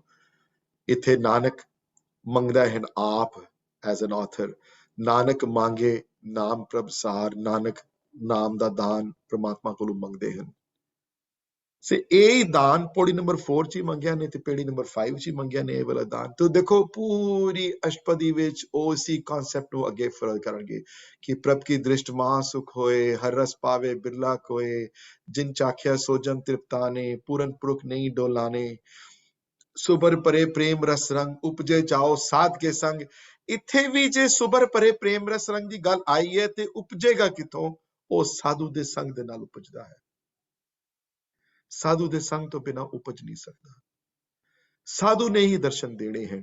ਤੇ ਸਾਧੂ ਕੌਣ ਹੈ? ਮੇਰੇ ਤੁਹਾਡੇ ਵਰਗੇ ਕੋਈ ਬੰਦਾ ਕਿਸੇ ਧਰਮ ਦਾ ਹੋਵੇ। ਇਹ ਵੀ ਨਾ ਸੋਚ ਲੈਣਾ ਕਦੀ ਕਿ ਇਹ ਵੀ ਨਾ ਕਦੀ ਇਸ ਗੱਲ ਤੇ ਡਿਸਟਿੰਕਸ਼ਨ ਕਦੀ ਨਾ ਕਰਨਾ ਭੁੱਲ ਕੇ ਕਿ ਹਿੰਦੂ ਮੇਰੇ ਨਾਲ ਬੈਠਾ ਹੋਇਆ ਤੇ ਇਹਦੇ ਕੋਲ ਨਾਮ ਨਹੀਂ ਮਿਲ ਸਕਦਾ, ਜਾਂ ਮੁਸਲਮਾਨ ਮੇਰੇ ਨਾਲ ਬੈਠਾ ਸ਼ਾਇਦ ਇਹ ਭਗਤ ਨਾ ਹੋਵੇ, ਇਹ ਜੂ ਮੇਰੇ ਨਾਲ ਬੈਠਾ ਹੋਇਆ ਕਿ ਇਹਦੇ ਵਿੱਚ ਭਗਤੀ ਦਾ ਦਾਨ ਪ੍ਰਮਾਤਮਾ ਕਿਸੇ ਵਰਣ ਤੋਂ ਉੱਤੇ ਹੈ। ਉਹ ਦੇ ਸਕਦੇ ਹਨ ਕਿਸੇ ਤੋਂ ਵੀ, ਉਹ ਕਿਸੇ ਤੋਂ ਵੀ ਮਿਲ ਸਕਦਾ ਹੈ। ਤੇ ਜੇ ਇਹ ਗੱਲ ਪੂਰੀ ਨਾ ਹੁੰਦੀ ਤੇ ਅੱਜ ਭਗਤ ਨਾਮਦੇਵ ਨਾ ਬੈਠੇ ਹੁੰਦੇ ਗੁਰੂ ਗ੍ਰੰਥ ਸਾਹਿਬ ਮਹਾਰਾਜ ਦੀ ਬਾਣੀ ਵਿੱਚ, ਤੇ ਇਹ ਗੱਲ ਪੂਰੀ ਨਾ ਹੁੰਦੀ ਤੇ ਹਜ਼ਰਤ ਮੀਆਂ ਮੀਰ ਨੂੰ ਬੁਲਾ ਕੇ ਨੀਂਹ ਨਾ ਰਖਵਾਈ ਹੁੰਦੀ ਹਰਿਮੰਦਰ ਸਾਹਿਬ ਦੀ। ਉਪਜੇ ਚਾਓ ਸਾਧ ਕੇ ਸੰਗ, ਪਰੇ ਸਰਣ ਆਨ ਸਭ ਤਿਆਗ, ਅੰਤਰ ਪ੍ਰਗਾਸ ਅੰਦਿਨ ਨਿਵਲਾਗ, ਵਡ ਭਾਗੀ ਜਪਿਆ ਪ੍ਰਭ ਸੋਏ, ਨਾਨਕ ਨਾਮ ਰਤੇ ਸੁਖ ਹੋਏ। ਤੇ ਅੱਗੇ ਜਾ ਕੇ ਇੱਕ I just want to point this out, ਸ਼ਾਇਦ ਨਾ ਤੁਸੀਂ ਨੋਟਿਸ ਕੀਤਾ ਹੋਏ ਇਸ ਅਸ਼ਟਪਦੀ ਵਿੱਚ, ਕਈ ਵਾਰੀ ਹੈਰਾਨ ਕਰਨ ਵਾਲੀ ਲਾਈਨਾਂ ਹਨ ਇਹ ਵਾਲੀਆਂ। ਪਹਿਲੀਆਂ ਅਸ਼ਟਪਦੀ ਵਿੱਚ ਤੇ ਬੜੀਆਂ ਤਰਲੇ ਕੀਤੇ ਸਨ ਕਿ ਮੈਨੂੰ ਤੂੰ ਵਿਸਰੇ ਨਾ, ਤੂੰ ਭੁੱਲੇ ਨਾ ਮੈਨੂੰ ਤੂੰ। ਹਾਂਜੀ, ਬੜੀਆਂ ਵਾਰੀ ਸਮਝਾਇਆ ਤੁਸੀਂ ਪਹਿਲੀਆਂ 10-25 ਅਸ਼ਟਪਦੀਆਂ ਵਿੱਚ कि कितनी तरह की मैनू किन्ना कोई तू दिता है तू यू नो कि मैनू तू सुगंधित तन लावे कि जय प्रसाद वाली अष्टपदी विच कितनी तुसी मन चीजां गिणवाइयां कि किन्नियां चीजां परमात्मा देण वाला है, उसनू भुलाओ ना क्योंकि उन्हें ਇਹ सब चीजां दित्तियां। ते हुण की कह रहे हैं? हुण ते अवस्था बदल गई है ना, नाम दी प्राप्ति हो चुकी है अरदास तो बाद। सो क्यों बिसरे दी गल कीती ने इत्थे। सो क्यों, हर जगह सो क्यों बिसरे आएगा। सो क्यों बिसरे जे काल ना पाने, जे किया जाने, जिन सब कुछ दिया, जे जीवन जिया, जे अगन में रखे। पहले होर गल सी, पहले गल सी कि जय प्रसाद पावे साच, जय प्रसाद करण सुने नाद है जी, क्यों वो रिमाइंड कराया सी ने कि जे देख तेनू कृपा नाल मिले तेनू तू उसनू तू भुला ना तेनू। ते हुण कहंदे ने ओ ते भुलदा ही नहीं मैनू। सो क्यों बिसरे, ओ किसा भुल सकदा मैनू। सो क्यों बिसरे, जो क्यों बिसरे जे कि ओ क्यों भुले मैनू, ना भुल सकदा मैं ओनू कदी, मेरे कोल कदी हुण ओ भुलदा ही नहीं मैनू कदी। अवस्था बदल गई है। गुरप्रसाद को बिरला लाखे सो क्यों बिसरे जे बिखते काढ़े। ते इसी तरह पूरे शब्द विच, पूरी अष्टपदी विच एक अरदास दा एक नक्शा खिंचिया ने, ते नक्शा खिंच के लास्ट विच जदों कंक्लूजनरी मोड च आए, प्रग बख्शंद दीन दयाल, भगत वचल सदा किरपाल, अनाथ नाथ गोबिंद गोपाल, सरब घटा करत प्रतपाल, आद पुरख करण करतार। देखो परमात्मा दे गुण गांदे हन ते उदा शुक्र करदे हन। भगत पाए लावे मन हीत, हम दुर्ज्ञान नीच अजान, नानक तुमरी सरन पुरख भगवान। ते भक्ति दे गुण फिर लास्ट में दसे ने कि सरब बैकुंठ मुक्त मोख पाए, एक निमक हर के गुण गाए, अनेक राज भोग वड्याई, हर के नाम की कथा मन आई। भो भोजन कापर संगीत, रसना जपती जिस तरह भोजन कापर संगीत ते लोकां नू पसंद है, मेरी रसना दे उत्ते परमात्मा दा नाम है। ते लास्ट विच अंत जिहड़ा कीता ने होया कि भली सुख करनी शोभा तनवंत, ਹਿਰਦੇ ਪਸੇ ਪੂਰਨ ਗੁਰਮੰਤ। ਹੁੰਦਾ ਉਹਨਾਂ ਦੇ ਅੰਦਰ ਹੀ ਹੈ ਜਿਨ੍ਹਾਂ ਦੇ ਅੰਦਰ ਗੁਰੂ ਦੀ ਬਾਣੀ ਦਾ ਵਿਸ਼ਵਾਸ ਤੇ ਗੁਰੂ ਦੀ ਬਾਣੀ ਦਾ ਮੰਤ ਜਿਹੜਾ ਅੰਦਰ ਜਾਂਦਾ ਹੈ। ਕਿ ਜੁੜਿਆਂ ਦੀ ਮੰਗ ਫਿਰ ਇੱਥੇ ਦੁਬਾਰਾ ਕੀਤੀ ਨੇ ਲਾਸਟ ਜਾ ਕੇ, ਸਾਧ ਸੰਗ ਪ੍ਰਭ ਦੇਹੋ ਨਿਵਾਸ, ਸਰਬ ਸੁਖ ਨਾਨਕ ਪ੍ਰਗਾਸ। ਤੇ ਜੇ ਸਾਧ ਸੰਗ ਦਾ ਪ੍ਰਗਾਸ ਦਿਓਗੇ, ਜੇ ਉਹਨਾਂ ਜੁੜਿਆਂ ਦੀ ਸੰਗਤ ਬਖਸ਼ੋਗੇ, ਤੇ ਸਾਰੇ ਸੁਖ, ਇਹ ਗੁਰੂ ਅਰਜਨ ਮਹਾਰਾਜ ਕਹਿੰਦੇ ਸਾਰੇ ਸੁਖ ਤੁਹਾਨੂੰ ਝੋਲੀ ਵਿੱਚ ਪੈਣਗੇ ਤੁਹਾਡੇ। ਤੇ ਇਹ ਅਰਦਾਸ ਸੁਖਮਨੀ ਵਾਲੀ ਮੈਂ ਤਾਂ ਸ਼ੇਅਰ ਕੀਤੀ ਕਿਉਂਕਿ ਰੋਜ਼ ਪੜ੍ਹਦੇ ਹੋ ਬਾਣੀ ਜਾਂ ਬੜੀ ਜ਼ਿਆਦਾ ਬਾਣੀ ਪੜ੍ਹੀ ਜਾਂਦੀ ਹੈ ਹੋਰਾਂ ਬਾਣੀਆਂ ਨਾਲੋਂ ਜ਼ਿਆਦਾ। ਤੇ 20th ਵਿੱਚ ਕਿਉਂਕਿ ਅਰਦਾਸ ਕੀਤੀ ਨੇ ਸਾਡੇ ਵਾਸਤੇ, ਤੇ ਇਸ ਬਾਣੀ ਨੂੰ ਮੁੱਖ ਰੱਖ ਕੇ ਮੈਂ ਅੱਗੇ ਇਹਨਾਂ ਜਪਜੀ ਦੀਆਂ ਜਿਹੜੀਆਂ ਪੌੜੀਆਂ ਜਿਹੜੀਆਂ ਡਿਸਕਸ ਕਰਦੇ ਪਏ ਹਾਂ, ਇਹਨਾਂ ਨਾਲ ਰਿਲੇਸ਼ਨਸ਼ਿਪ ਤੁਹਾਡੀ ਜ਼ਿਆਦਾ ਬਣ ਪਾਏਗੀ। ਤੇ ਜਪਜੀ ਦੀ ਇਸ ਪੌੜੀ ਦੇ ਉੱਤੇ ਦੇਖੋਗੇ ਪਹਿਲੇ ਸ਼ੁਰੂ ਕੀਤੇ ਨੇ ਕਿ ਸਾਚਾ ਸਾਹਿਬ ਸਾਚਨਾ ਹੈ, ਉਹਦੀ ਸੱਚਾ ਸਾਹਿਬ ਹੈ, ਨਾਮ ਸੱਚਾ ਹੈ, ਪਿਆਰ ਨਾਲ ਭਰਿਆ ਹੋਇਆ ਹੈ, ਉਹਦੇ ਅੱਗੇ ਕੁਝ ਦੇ ਨਹੀਂ ਸਕਦੇ, ਲੈ ਹੀ ਸਕਦੇ ਉਹਦੇ ਕੋਲੋਂ ਕੁਝ, ਤੇ ਉਸਦੇ ਕੋਲੋਂ ਲਵੋ ਨਾ, ਫਿਰ ਉਹਦੇ ਨਾਮ ਨੂੰ ਗ੍ਰਹਿਣ ਕਰੋ, ਉਹਦੀ ਪ੍ਰੇਮਾ ਭਗਤੀ ਦਾ ਗੁਣ ਲਵੋ, ਉਸ ਨਾਲ ਪਿਆਰ ਪਵੇ ਤੁਹਾਡਾ। ਇਹ ਅਰਦਾਸ ਦੀਆਂ ਚੀਜ਼ਾਂ ਮੈਂ ਤੁਹਾਡੇ ਨਾਲ ਤਾਂ ਸ਼ੇਅਰ ਕਰ ਰਿਹਾ ਹਾਂ ਕਿ ਤੁਸੀਂ ਜੇ ਇਹਨਾਂ ਨੂੰ ਬਾਰ-ਬਾਰ ਪੜ੍ਹੋਗੇ, ਜੇ ਇਹਨਾਂ ਬਾਣੀਆਂ ਦਾ ਬਾਰ-ਬਾਰ ਜਾਪ ਕਰੋਗੇ, ਤੇ ਸ਼ਾਇਦ ਤੁਹਾਡੇ ਅੰਦਰ ਪ੍ਰਭੂ ਮਿਲਣ ਦੀ ਲਾਲਸਾ ਵੱਧ ਜਾਏ, ਤੁਹਾਡੇ ਅੰਦਰ ਪ੍ਰਭੂ ਮਿਲਣ ਦੀ ਇੱਛਾ ਪ੍ਰਗਟ ਹੋ ਜਾਏ ਤੁਹਾਡੇ ਅੰਦਰ। ਇਸ ਲਾਲਸਾ, ਇਹ ਮੇਰੇ ਅੰਦਰ ਖਿਆਲ ਹੈ ਕਿ ਇਹਨਾਂ ਚੀਜ਼ਾਂ ਨੂੰ ਪੜ੍ਹਨ ਦੇ ਨਾਲ ਪ੍ਰਭੂ ਮਿਲਣ ਦੀ ਲਾਲਸਾ ਜਿਹੜੀ ਹੈ ਵੱਧਦੀ ਹੈ ਜ਼ਿਆਦਾ। ਜੇ ਲਾਲਸਾ ਵਧੇਗੀ ਅੰਦਰੋਂ, ਤੇ ਅਰਦਾਸ ਰੂਪੀ ਸ਼ੁਕਰ ਦੇ ਵਿੱਚ ਆਓਗੇ ਜਦੋਂ, ਤੇ ਹੋ ਸਕਦਾ ਹੈ ਤੁਹਾਡੇ ਅੰਦਰ ਇਹ ਪਿਆਸ ਜਗ ਜਾਏ, ਹੋ ਸਕਦਾ ਹੈ ਤੁਹਾਨੂੰ ਪ੍ਰਭੂ ਮਿਲਣ ਦੀ ਇੱਛਾ ਅੰਦਰੋਂ ਪੈਦਾ ਹੋ ਜਾਵੇ। ਉਹ ਜਿਸ ਦਿਨ ਇੱਛਾ ਪੈਦਾ ਹੋ ਜਾਏਗੀ, ਉਸ ਦਿਨ ਤੁਹਾਡਾ ਅੱਧੇ ਤੋਂ ਜ਼ਿਆਦਾ ਕੰਮ ਸਵਰ ਜਾਏਗਾ। ਇੱਕ ਵਾਰੀ ਪਿਆਸ ਲੱਗ ਗਈ ਹੈ ਜਿਸ ਨੂੰ, ਫਿਰ ਉਹ ਅੰਮ੍ਰਿਤ ਖਾਣ ਦੇ, ਉਹ ਅੰਮ੍ਰਿਤ ਚੱਖਣ ਦੇ ਵਿੱਚ ਸਫਲ ਹੋ ਜਾਏਗਾ। ਉਹ ਗੁਰੂ ਦੀ ਆਪ ਮਦਦ ਕਰਦੇ ਹਨ। I'm going to stop here for a second though, and see if anybody has any questions generally on the 20th Ashpadi, or any discussion so far though, before I give one more example. And this example I'm going to try to give from Japji itself, एक और example मैं ਤੁਹਾਡੇ ਅੱਗੇ ਰੱਖਣਾ ਚਾਹੁੰਦਾ ਇਹ ਭਿਖਾਰੀ ਵਾਲੀ example ਜਿਹੜੀ ਹੈ ਜਪਜੀ ਸਾਹਿਬ ਦੀ ਇੱਕ ਹੋਰ ਪੌੜੀ ਦੇ ਵਿੱਚ ਇਹ ਐਗਜ਼ਾਮਪਲ ਦਿੱਤੀ ਨੇ, ਉਹ ਵੀ ਮੈਂ ਤੁਹਾਡੇ ਅੱਗੇ ਰੱਖਣਾ ਚਾਹੁੰਦਾ ਤਾਂ ਕਿ ਤੁਹਾਨੂੰ ਇਸ ਗੱਲ ਦਾ ਗਿਆਤ ਹੋਵੇ। ਹਾਂਜੀ, ਕੋਈ ਕੁਐਸਚਨ ਹੋਵੇ ਜੀ ਤੇ ਆਪਣੇ ਆਪ ਨੂੰ ਅਨਮਿਊਟ ਕਰਕੇ ਪੁੱਛ ਲਓ ਜੀ ਮੈਨੂੰ, ਹੁਣ ਤੱਕ ਦਾ ਕੋਈ ਸਵਾਲ ਹੋਵੇ, ਕੋਈ ਕਮੈਂਟ ਹੋਵੇ, ਕੋਈ ਕੁਐਸਚਨ ਹੋਵੇ।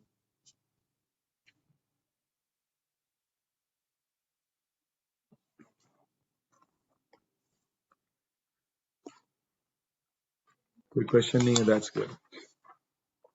ਜਪਜੀ ਦੀ 21st ਪੌੜੀ ਵਿੱਚ ਵੈਸੇ ਤੇ ਆਈ ਐਮ ਸਕਿਪਿੰਗ ਸੋ ਮੈਨੀ ਇਨ ਬਿਟਵੀਨ ਦੋ, ਬਟ ਐਵੇਂ ਮੈਨੂੰ ਸਵੇਰੇ ਖਿਆਲ ਆਇਆ ਤੇ ਮੈਂ ਕਿਹਾ one of my personal favorite ones ਨੇ ਵਾਲੀਆਂ ਪਹਿਲੀਆਂ 8 ਲਾਈਨਾਂ ਜਿਹੜੀਆਂ ਹਨ ਜਪਜੀ ਦੀਆਂ, ਬਈਆਂ ਨੂੰ ਸ਼ਾਇਦ ਮੀਨਿੰਗ ਨਾ ਪਤਾ ਹੋਣ ਇਹਨਾਂ ਦੇ, ਡਿਸਕਸ ਇਟ। ਮੈਂ ਸਕਰੀਨ ਸ਼ੇਅਰ ਨਹੀਂ ਕਰਨੀ, ਜੇ ਕਿਸੇ ਨੇ ਕਰਨੀ ਹੈ ਤੇ ਕਰ ਲਏ ਕੋਈ। ਇਹ 21st ਦੀ ਜਿਹੜੀਆਂ ਪਹਿਲੀਆਂ ਫਿਊ ਲਾਈਨਾਂ ਜਿਹੜੀਆਂ ਹਨ, ਮਹਾਰਾਜ ਸਾਰਾ ਕ੍ਰੈਡਿਟ ਪ੍ਰਮਾਤਮਾ ਨੂੰ ਦੇ ਦਿੰਦੇ ਹਨ ਹਰ ਗੁਣ ਦੇ ਉੱਤੇ, ਤੇ ਜਿਹੜੀਆਂ ਸਪੈਸ਼ਲ ਜਿਹੜੀਆਂ ਲਾਈਨਾਂ ਜਿਹੜੀਆਂ ਹਨ ਨਾ, ਉਹ ਜਿਹੜੀਆਂ 7 ਤੇ 8 ਹਨ ਕਿ ਸੁਅਸਤ ਆਥ ਬਾਣੀ ਬਰਮਾਓ ਸਤ ਸੁਹਾਣ ਸਦਾ ਮਨ ਚਾਓ। ਤੇ ਉਸ ਤੋਂ ਪਹਿਲੇ ਅਗਰ ਨੋਟਿਸ ਕਰੋਗੇ 21st ਵਿੱਚ ਅਰਦਾਸ ਵਾਲੀ ਪੌੜੀ ਹੈ, ਤੇ ਪਹਿਲੇ ਜਿਹੜੀਆਂ ਡਿਸਕਸ਼ਨ ਨੇ ਉਹ ਹਨ ਕਿ ਤੀਰਥ ਤਪ ਦਿਆ ਦਤ ਦਾਨ ਜੇ ਕੋ ਪਾਵੇ ਤਿਲ ਕਾ ਮਾਣ। ਆਏ ਨਾ ਵਰਲਡ ਭਈ ਤੀਰਥਾਂ ਤੇ ਜਾਣ ਨਾਲ, ਘਰ-ਬਾਰ ਛੋੜ ਕੇ ਤਪ ਕਰਨ ਨਾਲ, ਦਇਆ ਦਤ ਦਾਨ ਦਇਆ ਰੂਪ ਆ ਕੇ ਬਹੁਤੇ ਵੱਡੇ ਦਾਨੀ ਬਣਨ ਨਾਲ ਜਿਹੜਾ ਇਹਨਾਂ ਦਾ ਜਿਹੜਾ ਮਾਨ ਹੈ ਉਹ ਤਿਲ ਵਰਗਾ ਹੈ। ਮਾਨ, ਇਹ ਮਾਨ ਬਹੁਤਾ ਵੱਡਾ ਮਾਨ ਨਹੀਂ ਹੈ, ਬਹੁਤ ਵੱਡਾ, ਇਹ ਬਹੁਤ ਵੱਡੇ ਚੀਜ਼ਾਂ ਨਹੀਂ ਹੈ। ਤੀਰਥਾਂ ਤੇ ਚਲੇ ਜਾਣਾ, ਇਸ਼ਨਾਨ ਕਰ ਲੈਣੇ, ਘਰ-ਬਾਰ ਛੋੜ ਕੇ ਤਪ ਸਾਧਨਾ ਚ ਚਲੇ ਜਾਣਾ, ਕਿਧਰੇ ਪ੍ਰਮਾਤਮਾ ਨਾਲ ਪ੍ਰੇਮ ਨਾ ਕਰਨਾ, ਪਰ ਕਿਸੇ ਚੀਜ਼ ਨੂੰ ਲੈਣ ਵਾਸਤੇ ਉਹਦੀ ਸਾਧਨਾ ਕਰਨੀ। ਉਹਦੀ ਰਾਵਣ ਨੇ ਬੜੇ ਤਪ ਕੀਤੇ ਹਨ, ਹਰਨਾਕਸ਼ ਨੇ ਤਪ ਕੀਤੇ ਹਨ, ਮੈਂ ਕਿਤੇ ਮਰਾ ਨਾ ਬਾਹਰ ਨਾ ਤੇ ਅੰਦਰ ਨਾ, ਉਹ ਵੀ ਤਪ ਹੀ ਸੀ ਨਾ ਉਹਦਾ। ਤੇ ਕਈ ਵੱਡੇ ਵੱਡੇ ਦਾਨੀ ਵੀ ਹੋਏ ਹਨ, ਦਇਆ ਦਤ ਦਾਨੀ ਬਣਨ ਨਾਲ ਮੈਂ ਕੋਈ ਪ੍ਰਮਾਤਮਾ ਦੀ ਹੋਵੇ। ਜੇ ਮਹਾਰਾਜ ਕਹਿੰਦੇ ਆ ਜੇ ਕੋ ਇਹ ਤਿਲ ਕਾ ਮਾਨ ਹੈ ਵਾਲੇ, ਕੋਈ ਬਹੁਤੀ ਇੰਪੋਰਟੈਂਸ ਨਹੀਂ ਇਹਨਾਂ ਗੱਲਾਂ ਦੀ। ਤੀਰਥ ਤਪ ਦਇਆ ਦਤ ਦਾਨ ਕਿਹਦੀ ਇੰਪੋਰਟੈਂਸ ਕਿਹਦੀ ਹੈ, ਉਹ ਅਗਲੀ ਲਾਈਨ ਚ ਦੱਸਣਗੇ ਤੁਹਾਨੂੰ, ਕਿਉਂਕਿ 21ਵੀਂ ਅਸ਼ਟਪਦੀ ਵਿੱਚ ਸਮਰੀ ਦਿੱਤੀ ਨੇ ਪਹਿਲੇ ਜਿਹੜੀ ਜੋ ਪਹਿਲੀਆਂ ਗੱਲਾਂ ਕਰ ਆਏ ਹਨ ਜਿਹੜੀਆਂ, ਉਹ ਕੀ ਹਨ? ਉਹ ਹਨ ਕਿ ਸੁਣਿਆ ਮੰਨਿਆ ਮਨ ਕੀਤਾ ਭਾਵ। ਜਿਨ੍ਹਾਂ ਨੇ ਕਰ ਲਿੱਤੀਆਂ ਤਿੰਨ ਗੱਲਾਂ, ਜਿਨ੍ਹਾਂ ਨੇ ਉਸ ਨੂੰ ਸੁਣਿਆ ਹੈ, ਬਾਣੀ ਨੂੰ ਸੁਣ ਕੇ ਆਪਣੇ ਮਨ ਚ ਵਸਾਇਆ ਹੈ, ਜਿਹਨੇ ਮਨ ਚ ਵਸਾ ਲਿੱਤਾ ਹੈ ਉਹਦਾ ਤੇ ਦੁੱਖ ਪਾਪ ਦਾ ਨਾਸ ਹੋ ਗਿਆ, ਉਹ ਤੇ ਖਤਮ ਹੋ ਗਿਆ ਕੰਮ। ਤੇ ਜਿਹੜੀ ਹੋਰ ਅਗਲੀ ਅਵਸਥਾ ਚਲਾ ਗਿਆ ਮੰਨਣ ਵਾਲੀ ਅਵਸਥਾ ਚ, ਉਹ ਤੇ ਮੋਖ ਦੁਆਰ ਦੀ ਅਵਸਥਾ ਪ੍ਰਾਪਤ ਕਰ ਲਿੱਤੀ। ਮੰਨੇ ਪਾਵੇ ਮੋਖ ਦੁਆਰ, ਸੁਣਿਆ ਪਾਵੇ ਮੋਖ ਦੁਆਰ ਨਹੀਂ ਹੈ, ਸੁਣਿਆ ਦੁੱਖ ਲੇਕਿਨ ਮੰਨੇ ਪਾਵੇ ਮੋਖ ਦੁਆਰ। ਤੇ ਕਹਿੰਦੇ ਜੇ ਸੁਣ ਕੇ ਮਨ ਕੀਤਾ ਭਾਵ, ਮਨ ਦੇ ਅੰਦਰ ਪ੍ਰਮਾਤਮਾ ਦਾ ਪਿਆਰ ਜਿਹਦੇ ਅੰਦਰ ਉਜਾਗਰ ਹੋ ਗਿਆ ਨਾ, ਇਹ ਗੱਲਾਂ ਤਿੰਨ ਜਿਹਦੀਆਂ ਅਕੰਪਲਿਸ਼ ਹੋ ਗਈਆਂ, ਉਸਨੇ ਅੰਤਰਗਤ ਤੀਰਥ ਮਲ ਨਾਓ, ਉਸਨੇ ਆਪਣੇ ਅੰਦਰ ਦੇ ਸਰੀਰ ਦੇ ਅੰਦਰ ਦੇ ਤੀਰਥ ਵਿੱਚ ਇਸ਼ਨਾਨ ਕਰ ਲਿੱਤਾ ਉਸਨੇ ਆਪਣਾ। ਉਹ ਸਭ ਤੋਂ ਵੱਡੀ ਅਵਸਥਾ ਪ੍ਰਾਪਤ ਕਰ ਗਿਆ, ਉਹਨੂੰ ਹੋਰ ਕਰਨ ਦੀ ਕੁਛ ਲੋੜ ਨਹੀਂ ਹੈ। ਪਰ ਹੇ ਮੇਰੇ ਦਾਤਾ, ਇਹ ਜਿਹੜੀਆਂ ਚੀਜ਼ਾਂ ਮਿਲੀਆਂ ਹਨ ਮੈਨੂੰ, ਇਸ ਤੇਰੇ ਤੋਂ ਮਿਲੀਆਂ ਹਨ ਸਾਰੀਆਂ, ਸਭ ਗੁਣ ਤੇਰੇ ਮੈਂ ਨਹੀਂ ਕੋਏ। ਇਹ ਦਾਤਾ ਇਹ ਮੈਨੂੰ ਤੇ ਨਹੀਂ ਚੀਜ਼ਾਂ ਮਿਲੀਆਂ, ਇਹ ਚੀਜ਼ਾਂ ਆਪਣੇ ਆਪ ਦੇ ਗੁਣ ਤੇ ਤੂੰ ਦਿੱਤੇ ਤੂੰ ਸਾਰੇ ਤੋਂ। ਤੇ ਵਿਣ ਗੁਣ ਕੀਤੇ ਭਗਤ ਨਾ ਹੋਏ, ਜੇ ਉਹ ਗੁਣ ਨਾ ਮਿਲਦੇ ਮੈਨੂੰ, ਜੇ ਨਿਮਰਤਾ ਵਾਲਾ ਗੁਣ ਨਾ ਮਿਲਦਾ, ਜੇ ਖੇਮਾ ਵਾਲਾ ਗੁਣ ਨਾ ਮਿਲਦਾ, ਜੇ ਕਰੁਣਾ ਵਾਲਾ ਗੁਣ ਨਾ ਮਿਲਦਾ, ਜੇ ਸੇਵਾ ਵਾਲਾ ਗੁਣ ਨਾ ਮਿਲਦਾ, ਜੇ ਓਨੈਸਟੀ ਵਾਲਾ ਗੁਣ ਨਾ ਮਿਲਦਾ, ਜੇ ਸਬਰ ਸੰਤੋਖ ਵਾਲਾ ਗੁਣ ਨਾ ਮਿਲਦਾ, ਤੇ ਹੇ ਦਾਤਾ ਮੈਂ ਤੇਰੇ ਨਾਲ ਮੈਂ ਤੇਰੀ ਭਗਤੀ ਕਿੰਝ ਕਰ ਸਕਦਾ। ਦੇਖੋ ਇੱਥੇ ਤੱਕ ਤੇ ਗੱਲ ਆ ਗਈ ਹੈ ਨਾ। ਤੇ ਹੁਣ ਜਿਹੜੀਆਂ ਅਗਲੀਆਂ ਦੋ ਲਾਈਨਾਂ ਜਿਹੜੀਆਂ ਹੈ ਨਾ, ਸੰਥਿਆ ਵਿੱਚ ਭਾਈ ਸਾਹਿਬ ਭਾਈ ਵੀਰ ਸਿੰਘ ਨੇ ਬੜਾ ਸੋਹਣਾ ਲੇਖ ਲਿਖਿਆ ਉਹਦੇ ਉੱਤੇ। If you get a chance, read it. The whole page has been devoted to this part. In fact, ਬੜੇ authors ਨੇ ਇਸ ਪੌੜੀ ਨੂੰ ਦੋ ਡਿਫਰੈਂਟ ਤਰੀਕੇ ਨਾਲ ਇੱਥੇ ਐਂਡ ਕਰਕੇ ਤੇ ਅਗਲੀ ਪੌੜੀ ਦੀ ਡੈਫੀਨੇਸ਼ਨ, ਤੇ ਕਿਉਂਕਿ ਥਾਟ ਪ੍ਰੋਸੈਸ ਥੋੜੀ ਚੇਂਜ ਹੋ ਗਈ ਉੱਥੇ, ਇੱਥੇ ਤੱਕ ਦੀ ਥਾਟ ਪ੍ਰੋਸੈਸ ਹੋ ਰਿਹਾ ਕਿ ਸੁਅਸਤ ਆਥ ਬਾਣੀ ਬਰਮਾਓ ਸਤ ਸੁਹਾਣ ਸਦਾ ਮਨ ਚਾਓ। ਸੁਅਸਤ ਕਹਿੰਦੇ ਹਨ ਸੁਅਸਤ ਬਚਨ ਨੂੰ, ਜਿਹੜੇ ਬ੍ਰਾਹਮਣ ਕਹਿੰਦੇ ਹੁੰਦੇ ਨੇ, ਜਿਹੜੇ ਭਿਕਸ਼ੁਕ ਕਹਿੰਦੇ ਹੁੰਦੇ ਸਨ। ਕਿਸੇ ਦੇ ਅੱਗੇ ਭਿੱਖਿਆ ਮਿਲ ਜਾਣੀ ਕਿਸੇ ਦੇ ਘਰੋਂ, ਤੇ ਇੱਕ ਆਸ਼ੀਰਵਾਦੀ ਕਹਿ ਲਓ ਜਾਂ ਇੱਕ ਸ਼ੁਕਰ ਦੀ ਆਵਾਜ਼ ਅੰਦਰੋਂ ਨਿਕਲ ਸੀ ਕਿ ਜਾਓ ਤੁਹਾਡੇ ਘਰ ਕਿਸੇ ਚੀਜ਼ ਦੀ ਕਮੀ ਨਾ ਆਵੇ, ਜਾ ਤੂੰ ਸਭ ਤੋਂ ਵੱਡਾ ਰਹੇ, ਮੇਰੀ ਝੋਲੀ 'ਚ ਖੈਰ ਪਾਈ ਹੈ ਤੂੰ। ਲੇਕਿਨ ਇੱਥੇ ਖੈਰ ਭਗਤੀ ਦੀ ਮੰਗਦੇ ਹਨ, ਇੱਥੇ ਖੈਰ ਨਾਮ ਦੀ ਮੰਗਦੇ ਹਨ। ਤੇ ਆਥ ਕਹਿੰਦੇ ਹਨ ਲੋੜਵੰਦ ਨੂੰ, ਯਾਚਕ ਨੂੰ, ਜਿਹੜਾ ਭਿਖਾਰੀ ਹੋਵੇ ਉਹ ਆਥ ਹੈ। ਤੇ ਬਾਣੀ ਬਰਮਾਓ ਬ੍ਰਾਹਮਣ ਵਾਸਤੇ ਆਇਆ। ਬਾਣੀ ਬ੍ਰਾਹਮਣ ਦੀ ਬਾਣੀ, ਭਾਵ ਜਿਸ ਤਰ੍ਹਾਂ ਬ੍ਰਾਹਮਣ ਜਾਂ ਭਿਕਸ਼ੁਕ ਜਿਸ ਤਰ੍ਹਾਂ ਸਵਸਤ ਬਚਨ ਆਖਦੇ ਹਨ, ਗੁਰੂ ਨਾਨਕ ਕਹਿੰਦੇ ਹਨ ਮੇਰੀ ਝੋਲੀ ਵਿੱਚ ਵੀ ਇਹ ਭੀਖ ਪਾ ਦੇ, ਤੂੰ ਭਿੱਖਿਆ ਪਾ ਦੇ, ਤੂੰ ਨਾਮ ਬਾਣੀ, ਇਹ ਭੀਖਿਆ ਮੇਰੀ ਝੋਲੀ 'ਚ ਪਾ ਦੇ, ਇਹ ਪ੍ਰੇਮਾ ਭਗਤੀ ਦੀ ਭੀਖ ਮੇਰੇ 'ਚ ਪਾ ਦੇ। ਜੇ ਪਾਏਗਾ ਤੇ ਫਿਰ ਮੈਂ ਵੀ ਕਹਾਂ ਨਾ ਤੇ ਤੇਰਾ ਘਰ ਤੂੰ ਸਭ ਤੋਂ ਵੱਡਾ। ਕਿ ਕਿਹੜੇ ਸਵਾਸਤ ਬਚਨ ਹਨ? ਸਵਾਸਤ ਬਚਨ ਹਨ ਸਤ ਸੁਹਾਣ ਸਦਾ ਮਨ ਚਾਓ। ਇਹ ਸਵਾਸਤ ਬਚਨ ਉਚਾਰਨ ਕੀਤੇ ਜਪਜੀ ਵਿੱਚ ਉਚਾਰਨ ਕੀਤੇ। ਮੈਂ ਵੀ ਕਹਾਂ ਤੂੰ ਸਤ ਹੈ, ਮੈਂ ਵੀ ਕਹਾਂ ਤੇਰੇ ਵਰਗਾ ਕੋਈ ਨਹੀਂ ਹੋਰ। ਮੈਂ ਵੀ ਬਾਰ-ਬਾਰ, ਕਿਉਂਕਿ ਮੈਨੂੰ ਦੇ ਭੀਖਿਆ ਤੇ ਮੈਂ ਕਹਾਂ ਨਾ, ਬਾਰ-ਬਾਰ ਕਹਾਂ ਫਿਰ ਮੈਂ ਕਿ ਤੇਰੇ ਵਰਗਾ ਸਤ ਨਹੀਂ ਕੋਈ ਹੋਰ, ਤੇਰੇ ਵਰਗਾ ਤੂੰ ਹੀ ਸਤ ਹੈ। ਬਸ ਇਹ ਮੇਰੇ ਮੂੰਹੋਂ ਆਪਣੇ ਸਵਾਸਤ ਬਚਨ ਉਚਾਰ ਲਵੋ ਆਪਣੇ। ਤੇ ਸਤ ਸੁਹਾਣ, ਤੇਰੇ ਵਰਗਾ ਕੋਈ ਸੋਹਣਾ ਨਹੀਂ ਹੋਰ, ਤੇਰੇ ਵਰਗਾ ਕੋਈ ਖੂਬਸੂਰਤ ਨਹੀਂ ਹੋਰ, ਤੇਰੇ ਵਰਗਾ ਕੋਈ ਹੋਰ ਚਾਹਣ। ਤੂੰ ਸਤ ਹੈ। ਭਾਈ ਸਾਹਿਬ ਵੀਰ ਜੀ ਨੇ ਸੌਂਦਰਯ ਵਰਡ ਲਿਖਿਆ ਹੈ ਟ੍ਰਾਂਸਲੇਸ਼ਨ 'ਚ, ਸੰਥਿਆ ਵਿੱਚ ਸੌਂਦਰਯ ਵਰਡ ਆਇਆ ਹੈ। ਤੂੰ ਸਤ ਹੈ ਤੇ ਤੂੰ ਹੀ ਸੌਂਦਰਯ ਹੈ। ਤੇ ਸਦਾ ਮਨ ਚਾਹੋ, ਤੇ ਮਨ ਵਿੱਚ ਹੋਣ ਕਰਕੇ ਤੂੰ ਚੇਤਨ ਸਰੂਪ ਵਿੱਚ ਵੀ ਹੈ, ਤੂੰ ਚੇਤਨਾ ਵਾਲਾ ਵੀ ਹੈ, ਤੂੰ ਚੈਤन्य ਹੈ, ਤੂੰ ਸਤ ਹੈ। ਮੈਂ ਵੀ ਕਹਾਂ, ਮੈਂ ਵੀ ਸਵਸਤ ਬਾਣੀ ਉਚਾਰਾਂ, ਮੈਂ ਵੀ ਮੇਰੇ ਮੂੰਹ ਵੀ ਵਾਕ ਨਿਕਲਣ ਨਾ, ਮੈਂ ਵੀ ਸ਼ੁਕਰੀਆ ਤੇਰਾ ਕਰਾਂ ਨਾ। ਮੈਂ ਭੀਖ ਪਾ ਨਾਨਕ ਦੀ ਝੋਲੀ ਵਿੱਚ ਸਵਸਤ ਬਚਨ ਨਾਨਕ ਉਚਾਰੇ ਤੇਰੇ ਵਾਸਤੇ। ਤੇ ਇਹੋ ਜਿਹੇ ਸਵਸਤ ਬਚਨ, ਇਹ ਜਪਜੀ ਦੀ ਬਾਣੀ ਵੀ ਸਾਰੀ ਭੀਖ ਵਿੱਚ ਲਿਖੀ ਹੋਈ ਹੈ, ਭੀਖਿਆ ਹੀ ਮਿਲੀ ਹੈ ਸਾਨੂੰ ਵੀ। ਇਹ ਸਾਡੀ ਬਹੁਤ ਵੱਡੀ ਬਦਕਿਸਮਤੀ ਹੈ ਕਿ ਅਸੀਂ ਇਸ ਬਾਣੀ ਨੂੰ ਉਹ ਦਰਜਾ ਦੇ ਨਹੀਂ ਸਕੇ, ਨਾ ਦੂਸਰਿਆਂ ਨੂੰ ਸਮਝਾ ਸਕੇ ਇਸ ਬਾਣੀ ਬਾਰੇ। ਇਹ ਬਦਕਿਸਮਤੀ ਸਾਡੀ ਹੈ। ਕਿਉਂਕਿ ਬਦਕਿਸਮਤੀ ਕਿਉਂ ਹੈ? ਕਿਉਂਕਿ ਇਸ ਬਾਣੀ ਦਾ ਗਿਆਤ ਬਹੁਤ ਘੱਟ ਲੋਕਾਂ ਨੂੰ ਹੈ, ਇਸ ਬਾਣੀ ਦੀ ਨੌਲੇਜ ਬਹੁਤ ਘੱਟ ਲੋਕਾਂ ਨੂੰ ਹੈ। ਨਹੀਂ ਪੜ੍ਹਦੇ ਅਸੀਂ। ਇਹਦਾ ਮਤਲਬ ਇਹ ਨਹੀਂ ਕਿ ਕਿਤਾਬਾਂ ਅਵੇਲੇਬਲ ਨਹੀਂ ਹੈ, ਇਹਦਾ ਮਤਲਬ ਇਹ ਨਹੀਂ ਹੈ ਕਿ ਚੀਜ਼ਾਂ ਅਵੇਲੇਬਲ ਨਹੀਂ, ਸਾਨੂੰ ਇੰਟਰਸਟ ਹੀ ਨਹੀਂ ਹੈ, ਸਾਨੂੰ ਇਸ ਪਾਸੇ ਆਉਣ ਦਾ ਇੰਟਰਸਟ ਨਹੀਂ ਹੈ। ਜੇ ਇੰਟਰਸਟ ਹੁੰਦਾ ਤੇ ਬੰਦਾ ਪੜ੍ਹ ਲੈਂਦਾ। ਸਵਸਤ ਆਥ ਬਾਣੀ, ਆਥ ਮਨੇ ਜਾਚਕ ਜਿਹੜਾ ਭਿਖਾਰੀ ਹੈ। ਮੈਂ ਵੀ ਬ੍ਰਾਹਮਣ ਦੀ ਤਰ੍ਹਾਂ, ਜਿਹਨੂੰ ਭਿੱਖਿਆ ਭਿਕਸ਼ੁਕ ਦੀ ਤਰ੍ਹਾਂ ਰੋਟੀ ਜਾਲ ਦੀ ਭਿਕਸ਼ੁਕ ਜਿਹਨੂੰ ਮਿਲਦੀ ਸੀ, ਮੈਨੂੰ ਮੇਰੇ ਝੋਲੀ ਵਿੱਚ ਹੀ ਨਾਮ ਦੀ ਭਿਕਸ਼ਾ ਪਾ। ਤੇ ਫਿਰ ਮੈਂ ਵੀ ਸਵਸਤ ਬਚਨ ਤੇਰੇ ਅੱਗੇ ਉਚਾਰਾਂ ਕਿ ਮੈਂ ਵੀ ਕਵਾਂ ਸਤ ਸੁਹਾਣ ਸਦਾ ਮਨ ਚਾਓ।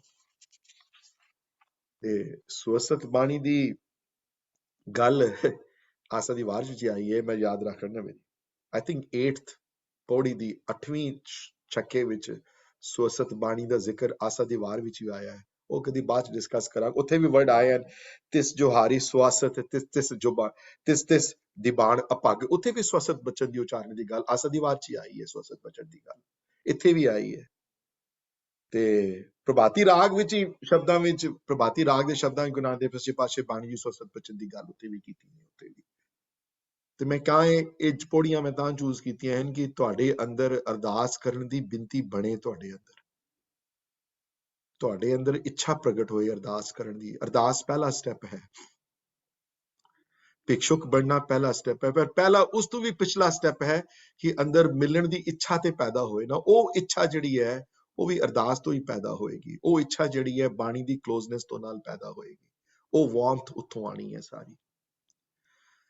If anybody has any questions on this 21st podi of Japji, which I briefly discussed the first, मैं अगलियां लाइनां डिस्कस नहीं करनी है। मैं दिमाग च मेरे सवेरे सवसत बचन दी गल आई ते मैं क्या मैं 21 कई ਨੂੰ ਨਹੀਂ ਸ਼ਾਇਦ ਪਤਾ ਹੋਏ ਹੁਣ ਤੱਕ ਕਿ ਵਰਿੰਦਰ ਜੀ, ਹਾਂਜੀ ਇੱਕ ਬੇਨਤੀ ਹੈ, ਅੰਤਰਗਤ ਤੀਰਥ ਮਲਨਾ, ਇਹ ਇੱਕ ਵਾਰੀ ਐਕਸਪਲੇਨ ਕਰ ਦਿਓ। ਅੰਤਰ ਆਪਣੇ ਅੰਦਰ ਦਾ ਜਿਹੜਾ ਤੀਰਥ ਜਿਹੜਾ ਹੈ, ਆਪਣੇ ਅੰਦਰ ਦੇ ਜਿਹੜੀ ਅੰਦਰ ਤੇ ਵਸਿਆ ਹੋਇਆ ਨਾ, ਉਹ ਅੰਦਰ ਤੇ ਬੈਠਾ ਹੋਇਆ ਅੰਦਰ, ਉਹ ਅਸੀਂ ਮੈਲ ਪਾਈ ਹੋਈ ਹੈ ਹਉਮੈ ਦੀ ਤੇ ਉਹਨੂੰ ਢੱਕ ਲਿੱਤਾ ਹੈ ਤੇ ਅੰਦਰ ਤੇ ਹੈ ਤੇ ਤੀਰਥ ਹੀ ਨਾ। ਹੁਣ ਸੁਮੀ ਦੀਦੀ ਹੁਣ ਕੋਈ ਸੰਥਿਆ ਦੀਆਂ 7 ਵਾਲੀਅਮ ਪਈਆਂ ਹੁਣ ਇਹਨਾਂ ਦੀਆਂ ਤੇ ਉਹਦੇ ਉੱਤੇ ਤੁਸੀਂ ਹੁਣ ਟਰੈਸ਼ ਪਾ ਦਿਓ ਸਾਰਾ, ਉਹਦੇ ਉੱਤੇ ਕੂੜਾ ਕਰਕਟ ਫਿਲਥ ਪਾ ਦਿਓ ਉਹਦੇ ਉੱਤੇ ਸਾਰਾ, ਤੇ ਉਹਦੇ ਉੱਤੇ ਬਦਬੂ ਆਣੀ ਸ਼ੁਰੂ ਹੋ ਜਾਏ।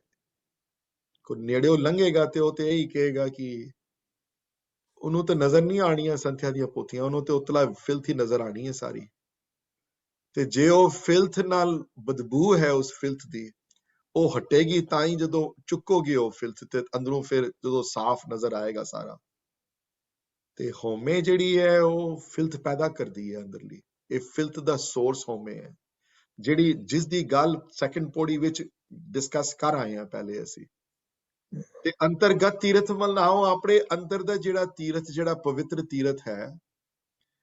ਹੁਣ ਇਹ ਗੱਲਾਂ ਇਹ ਸਮਝਾਉਣ ਵਾਲੀਆਂ ਗੱਲਾਂ ਨਹੀਂ ਹਨ, ਇਹ ਕਰਨ ਵਾਲੀਆਂ ਗੱਲਾਂ ਹਨ। ਜਿਹਨੇ ਇਹ ਸਮਝਾ ਕੇ ਥੱਕ ਜਾਂਦਾ ਬੰਦਾ। ਮੈਨੂੰ ਵੀ 22 ਸਾਲ ਹੋ ਗਏ ਕਰਦਿਆਂ ਕੰਮ ਹੈ। ਆਈ ਮੀਨ ਇਸ ਪਾਸੇ ਮਹਾਰਾਜ ਮੇਰੇ ਤੇ ਕਿਰਪਾ ਕੀਤੀ ਮੇਰੇ ਤੇ ਕੀਤੇ ਇੰਨੇ ਸਾਲ ਹੋ ਗਏ ਕਰਦਿਆਂ, ਗੁਰਦੁਆਰੇ ਵੀ ਪੜ੍ਹਾਉਂਦਿਆਂ ਇੰਨੇ ਸਾਲ ਹੋ ਗਏ ਨੇ ਐਵਰੀਥਿੰਗ। ਕਿੰਨਾ ਕੁ ਬੰਦਾ ਸਮਝਾ ਲੇਗਾ, ਕਿੰਨਾ ਕੁ ਬੰਦਾ ਕਰ ਲੇ। ਇਹ ਕਰਨ ਦੀ ਹੈ ਗੱਲ। ਜਿਸ ਤਰ੍ਹਾਂ ਕਰੇਗਾ ਉਸ ਤਰ੍ਹਾਂ ਬਾਣੀ ਰਸਤਾ ਆਪ ਦੱਸੇਗੀ, ਉਸ ਤਰ੍ਹਾਂ ਅਗਲਾ ਰਸਤਾ ਪ੍ਰਮਾਤਮਾ ਆਪ ਖੋਲਦੇ ਹੈ ਉਹਦਾ। ਇੱਕ ਗੱਲ ਯਕੀਨ ਕਰ ਲਿਓ, ਇਹ ਗੱਲ ਮੇਰੀ, ਤੁਸੀਂ ਇੱਕ ਕਦਮ ਪੁੱਟੋਗੇ, ਅਗਲੇ ਕਦਮ ਗੁਰੂ ਪੁੱਟੇਗਾ, ਅਗਲੇ ਕਦਮ ਉਹ ਆਪ ਸਮਝਾਏਗਾ। ਤੁਹਾਨੂੰ ਕੁਝ ਕਰਨ ਦੀ ਲੋੜ ਨਹੀਂ ਪਏਗੀ, ਖੁਦ ਬ ਖੁਦ ਕੰਮ ਹੁੰਦੇ ਨੇ ਅਗਲੇ। ਤੇ ਉਹ ਚਾਈਨੀਜ਼ ਇੱਕ ਪ੍ਰੋਵਰਬ ਹੈ ਟੀਚਰ ਬਾਰੇ ਕਿ when the time is when the universe ਜਦੋਂ ਰਿਐਕਟ ਕਰਦਾ ਤੇ the teacher appears, ਜਦੋਂ ਤੁਸੀਂ ਬਾਰ-ਬਾਰ appear, ਜਦੋਂ ਕੋਈ ਇਹੋ ਜਿਹੀ ਚੀਜ਼ ਮੰਗ ਲਵੋ ਕੋਈ ਅੰਦਰੋਂ ਸੱਚੇ ਨਾਲ, ਤੇ ਉਹ ਫਿਰ ਸਰਕਮਸਟੈਂਸਸ ਇਹੋ ਜਿਹੇ ਕ੍ਰੀਏਟ ਹੋ ਸਕਦੇ ਨੇ ਕਿ ਤੁਹਾਡੀ ਉਹ ਚੀਜ਼ ਤੁਹਾਡੀ ਪ੍ਰਾਪਤੀ ਹੋ ਜਾਵੇ ਤੁਹਾਨੂੰ। ਤੇ ਕਿਸੇ ਨੂੰ ਕੋਈ ਬਹੁਤ ਕੀਰਤਨ ਸਿੱਖਣ ਦਾ ਸ਼ੌਂਕ ਹੋਵੇ, ਅਗਰ ਕੋਈ ਵੀ ਤੇਰੀ ਕੀਰਤੀ ਬਾਰ-ਬਾਰ ਕਰਾਂ, ਤੇ ਉਹ ਅਗਰ ਉਹ ਅਰਦਾਸ ਕਰੇ ਬਾਰ-ਬਾਰ, ਤੇ ਫਿਰ ਉਹ ਟੀਚਰ ਫਿਰ ਉਹ ਜਿਹਾ ਪੀਰ ਹੋ ਜਾਏਗਾ ਤੁਹਾਡੇ ਲਾਈਫ ਵਿੱਚ। ਜਦ ਕਿ ਤੁਹਾਨੂੰ ਉਹ ਦਾਨ ਦੇਣ ਵਾਲਾ ਟੀਚਰ ਉਹ ਪ੍ਰਮਾਤਮਾ ਕਰਨ ਵਾਲਾ ਹੈ ਸਾਰਾ। ਉਹ ਇਹੋ ਜਿਹੇ ਸਰਕਮਸਟੈਂਸਸ ਕ੍ਰੀਏਟ ਕਰ ਦੇਗਾ ਤੁਹਾਡੀ ਲਾਈਫ 'ਚ ਕਿ ਉਹ ਜਦ ਤੁਹਾਨੂੰ ਆ ਜਾਏਗਾ ਅੰਦਰ ਵੀ ਹਾਂ ਜੀ ਇਹ ਉਹ ਮਿਲ ਗਏ ਬੰਦੇ ਵਾਲੇ ਜਿਹੜੇ ਤੁਹਾਨੂੰ ਇਸ ਪਾਸੇ ਲਾ ਦੇਣਗੇ। ਉਸੇ ਤਰ੍ਹਾਂ ਹਰ ਲਾਈਫ ਦੇ ਫੀਚਰ ਵਿੱਚ ਕਈਆਂ ਦੀ ਲਾਈਫ ਦੀਆਂ ਡ੍ਰੀਮਸ ਹੋਰ ਹੁੰਦੀਆਂ ਹਨ। ਤੇ ਮੇਰੀ ਕੋਸ਼ਿਸ਼ ਇਹ ਹੈ ਕਿ ਇਹਨਾਂ 5 ਪੌੜੀਆਂ ਵਿੱਚ ਕਿ ਤੁਹਾਡੇ ਅੰਦਰ ਇਹ ਸ਼ੌਕ ਪੈਦਾ ਹੋ ਜਾਏ ਪ੍ਰਮਾਤਮਾ ਮਿਲਣ ਦਾ। ਉਹ ਸ਼ੌਕ ਬਾਣੀ ਹੀ ਪੈਦਾ ਕਰਵਾ ਸਕਦੀ ਹੈ। ਹਾਂਜੀ, ਤੇ ਜਸਪਾਲ ਵੀਰ ਜੀ ਨੇ ਹੱਥ ਖੜਾ ਕੀਤਾ। ਸੋ it's 9:23 right now. So ਹਾਂਜੀ ਵੀਰ ਜੀ। Viji, I've been meaning to ask this for many months. So the line right after that, kavan sovela vakt kavan tit kavan va. ਹਾਂਜੀ। So kavan is spelled 3 different ways there.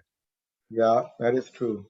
And grammatically ਇੱਕ ਪਹਿਲੇ ਕਵਣ ਦੇ ਉੱਤੇ ਲਾੜੇ ਨੂੰ ਔਕੜ ਹੈ, ਫਿਰ ਅੱਗੇ ਨਹੀਂ ਹੈ। ਕਵਣ ਥਿਤ ਦੇ ਉੱਤੇ ਨਹੀਂ ਹੈ, ਫਿਰ ਕਵਣ ਵਾਰ ਦੇ ਉੱਤੇ ਹੈ। Yeah, that is true. ਫਿਰ ਅੱਗੇ ਹੋਰ ਵੀ ਇੱਕ ਸਪੈਲਿੰਗ ਆਉਂਦੀ ਸਿਹਾਰੀ ਦੀ ਹੈ, ਕਵਣ ਰੁਤੀ। Yeah, ਹਾਂਜੀ। So I get stuck on this line. I like just the poeticness of this and the way it's spelled. I every time I get stuck, I know. So ਇੱਥੇ just to Jaspal ਜੀ ਤੁਹਾਡੀ ਆਪਣੀ knowledge ਵਾਸਤੇ, ਕਵਣ ਜਿੱਥੇ ਰਾਣੇ ਨੂੰ ਔਕੜ ਆਇਆ, ਜਿੱਥੇ ਕਵਣ, ਕਿਉਂਕਿ ਅਗਲੇ ਜਿਹੜਾ ਨਾਉਨ ਜਿਹੜਾ ਹੈ ਉਹ ਸਿੰਗੂਲਰ ਹੋਣ ਦੇ ਕਾਰਨ ਉੱਥੇ ਕਵਣ ਦੀ ਰਾਣੀ ਨੂੰ ਔਕੜ ਹੈ। ਉਹ ਕਿਹੜਾ ਵੇਲਾ ਹੈ? ਇੱਕ ਵੇਲਾ। ਹਾਂਜੀ, ਤੇ ਥਿਤ ਜਿਹੜੀ ਹੈ ਉਹ ਇੱਕ ਥਿਤ ਨਹੀਂ ਹੈ, ਸਾਰੀਆਂ ਡੇਟ ਥਿਤ ਕਿਹੜੀ ਥਿਤ ਮਤਲਬ। ਤੇ ਥਿਤ ਜਿਹੜਾ ਉਹ ਫੈਮਿਨਿਨ ਹੈ ਨਾਉਨ, ਪਲੂਰਲ, ਆਈ ਮੀਨ ਮੈਸਕੂਲਿਨ ਨਹੀਂ ਹੈ। ਸੋ ਕਿਹੜੀ ਥਿਤ ਮਤਲਬ ਕਿ ਕਿਹੜੀਆਂ ਤਰੀਕਾਂ ਜੀ ਨਾ, ਉੱਥੇ ਕਵਣ ਦੇ ਡਾਣਾ ਜਿਹੜਾ ਮੁਕਤਾ ਲਿਖਿਆ ਨੇ ਉੱਥੇ, ਸੋ ਉਸ ਵਕਤ ਉੱਤੇ ਹੈ। ਲੇਕਿਨ ਇਹ ਹੁਣ ਇਸ ਪੌੜੀ ਚ ਅੱਗੇ ਜਿਸ ਵੇਲੇ ਬਹੁਤ ਲੰਬਾ ਕੰਮ ਹੋ ਜਾਏਗਾ। I don't want to go any Viji, don't worry, I'll ping you later or I'll read a little bit more and then if I have more ਪਹਾੜੇ ਤੇ questions. ਛੋੜਿਆ ਹੈ ਮੈਂ ਇਹ ਤੀਰਥ ਦਰਤ ਮੈਂ ਤਾਂ ਤੁਣੀ ਬਿਕਾਜ਼ ਮੈਨੂੰ ਇਹ ਸਵਸਤ ਬਾਣੀ ਵਾਲੀ ਬਹੁਤ ਇੰਪ੍ਰੈਸਿਵ ਹੈ ਵਾਲੀਆਂ ਲਾਈਨਾਂ ਕਿ ਸਵਸਤ ਆਥ ਬਾਣੀ ਬਰਮਾਓ ਸੱਚ ਸੁਹਾਣ ਸਦਾ ਮਨ ਚਾਓ ਵਾਲੀਆਂ ਲਾਈਨਾਂ ਜਿਹੜੀਆਂ ਕਿਸ ਅਵਸਥਾ ਚ ਲਿਖੀਆਂ ਹੋਣੀਆਂ ਉਹਨੂੰ ਆਪ ਪਤਾ ਉਹਨਾਂ ਨੂੰ। ਤੇ ਇੱਕ ਸਵਸਤ ਬਾਣੀ ਦੀ ਐਗਜ਼ਾਮਪਲ ਜਿਹੜੀ ਹੈ ਜਪਜੀ ਤੋਂ ਆਸਾ ਦੀ ਵਾਰ ਚ ਐਗਜ਼ਾਮਪਲ ਹੈ ਪ੍ਰਭਾਤੀ ਸ਼ਬਦ ਦੇ ਉਹਨਾਂ ਪ੍ਰਭਾਤੀ ਮਹੱਲੇ ਪਹਿਲੇ ਦੇ ਸ਼ਬਦ ਵਿੱਚ ਐਗਜ਼ਾਮਪਲ ਹੈ ਬੜੀਆਂ ਬਾਣੀ ਚ ਐਗਜ਼ਾਮਪਲ ਇਹੋ ਜਿਹੀਆਂ ਆਉਂਦੀਆਂ ਨੇ ਤੇ ਮੈਂ ਤੁਹਾਨੂੰ ਸਿਰਫ ਅਰਦਾਸ ਕਰਨੀ ਸਿਖਾਣੀ ਹੈ ਤੇ ਅਰਦਾਸ ਦੀਆਂ ਐਗਜ਼ਾਮਪਲ ਜਿਹੜੀਆਂ ਗੁਰਬਾਣੀ ਚ ਆਈਆਂ ਨੇ ਬੜੀਆਂ ਕਿ ਉਹ ਜੀ ਅਵਸਥਾ ਸਾਨੂੰ ਵੀ ਪ੍ਰਾਪਤ ਹੋਵੇ ਉਹ ਜੀ ਅਵਸਥਾ ਦੇ ਅਸੀਂ ਵੀ ਮਾਲਕ ਬਣੀਏ ਤੇ ਇਹ ਮੇਰੀ ਅਰਦਾਸ ਹੈ ਗੁਰੂ ਅੱਗੇ ਹਾਂਜੀ 9:26 ਹੋ ਗਏ and I'm going to 4-5 minutes more left if anybody else has anything to say. It looks like Vic Virji has something to say. Sure, Virji, thank you so much. I actually, unfortunately, connection drop ho gaya seedhe. I missed part of this explanation, but my question is regarding the 21st Pauri di the lines you were mentioning, Sunya, Manya, Man Kita Pao. And then in the 5th Pauri that we are discussing, ode vich Gaviye, Suniye, Man Rakhiye Pao. So Man Rakhiye Pao versus Man Kita Pao, if you could, you know, explain more on that. Yeah, maybe next week we can ਇੱਥੇ ਜਿਹੜਾ ਸੁਣਿਆ ਮੰਨਿਆ ਜਿਹੜਾ word ਆਇਆ ਹੈ ਇੱਥੇ ਮੰਨਿਆ word ਜਿਹੜਾ ਆਇਆ ਹੈ ਮੰਮੇ ਦੇ ਉੱਤੇ ਟਿੱਪੀ ਜਿਹੜੀ ਪਈ ਹੋਈ ਹੈ ਇਹ ਮੰਨਿਆ is the similar ਮੰਨਿਆ ਜਿਹੜੀ ਮੰਨੇ ਦੀਆਂ ਪੌੜੀਆਂ ਜਿਹੜੀਆਂ ਹੈ ਹਾਂਜੀ ਸੋ ਮੈਂ ਕਲੈਰਿਟੀ ਗੱਲ ਕਰਦਿਆਂ ਮੰਨਣ ਦਾ ਮਤਲਬ ਮੰਨਣਾ ਇਹ ਬੜਾ ਇੱਕ ਸਿੰਪਲ ਮੀਨਿੰਗ ਦੱਸੇ ਕਿ ਮੰਨਣ ਦਾ ਮਤਲਬ ਸਿਰਫ ਮੰਨ ਨਹੀਂ ਲੈਣਾ ਮਤਲਬ ਕਿ ਮੈਂ ਮੰਨ ਗਿਆ ਤੁਹਾਡੀ ਗੱਲ ਤੋਂ that is not what ਮੰਨਣ means okay ਜੀ ਸੋ ਮੈਂ ਇਹ ਵੀ ਇੱਕ ਦੂਰ ਕਰਦਿਆਂ ਤੁਹਾਡੇ ਮਨ ਚੋਂ ਵਹਿਮ ਹੈ ਵਾਲਾ ਸੋ ਉੱਥੇ ਮੰਨਣ ਦੇ ਮਤਲਬ ਇਹ ਨਹੀਂ ਆਏ ਕਿ ਜਿਵੇਂ ਤੁਸੀਂ ਮੈਨੂੰ ਕੋਈ ਗੱਲ ਕਹੀ ਤੇ ਮੈਂ ਤੁਹਾਡੀ ਗੱਲ ਮੰਨ ਲਈ ਤੇ ਇੱਥੇ ਮੰਨਣ ਵਾਲੀਆਂ ਪੌੜੀਆਂ ਵਿੱਚ ਉਹ ਮੰਨਣ ਦੇ ਵਰਡ ਨਹੀਂ ਆਏ ਉਹ ਵਰਡ ਤੇ ਪਹਿਲੇ ਆ ਚੁੱਕੇ ਸੁਣਿਆ ਵਾਲੇ ਦੇ ਕਿਉਂਕਿ ਦੁੱਖ ਪਾਕ ਤੇ ਸੁਣਿਆ ਵਾਲੀ ਪੌੜੀ ਚ ਹੀ ਖਤਮ ਹੋ ਗਿਆ ਇੱਥੇ ਮੰਨਣ ਦੇ ਵਰਡ ਆਇਆ ਹੈ ਮੰਨਣ ਦੀ ਅਵਸਥਾ ਅੰਦਰਲੀ ਜਿਹਦੇ ਚ ਕੀ ਨੈਚੁਰਲ ਰੂਪ ਦੇ ਵਿੱਚ ਪ੍ਰਮਾਤਮਾ ਦੀ ਗੋਦ ਜਿਹੜੀ ਹੈ ਤੁਹਾਡੇ ਅੰਦਰ ਹੋਵੇ ਹਾਂਜੀ ਸੋ ਫॉर ਐਗਜ਼ਾਮਪਲ ਇੱਕ ਬੰਦਾ ਹੈ ਜਿਹੜਾ ਹੁਣ ਕਿਹੜੀ ਐਗਜ਼ਾਮਪਲ ਅੱਛੀ ਦੀਆਂ ਜਿਹੜੀ ਤੁਹਾਨੂੰ ਰਿਲੇਟ ਕਰ ਸਕੋ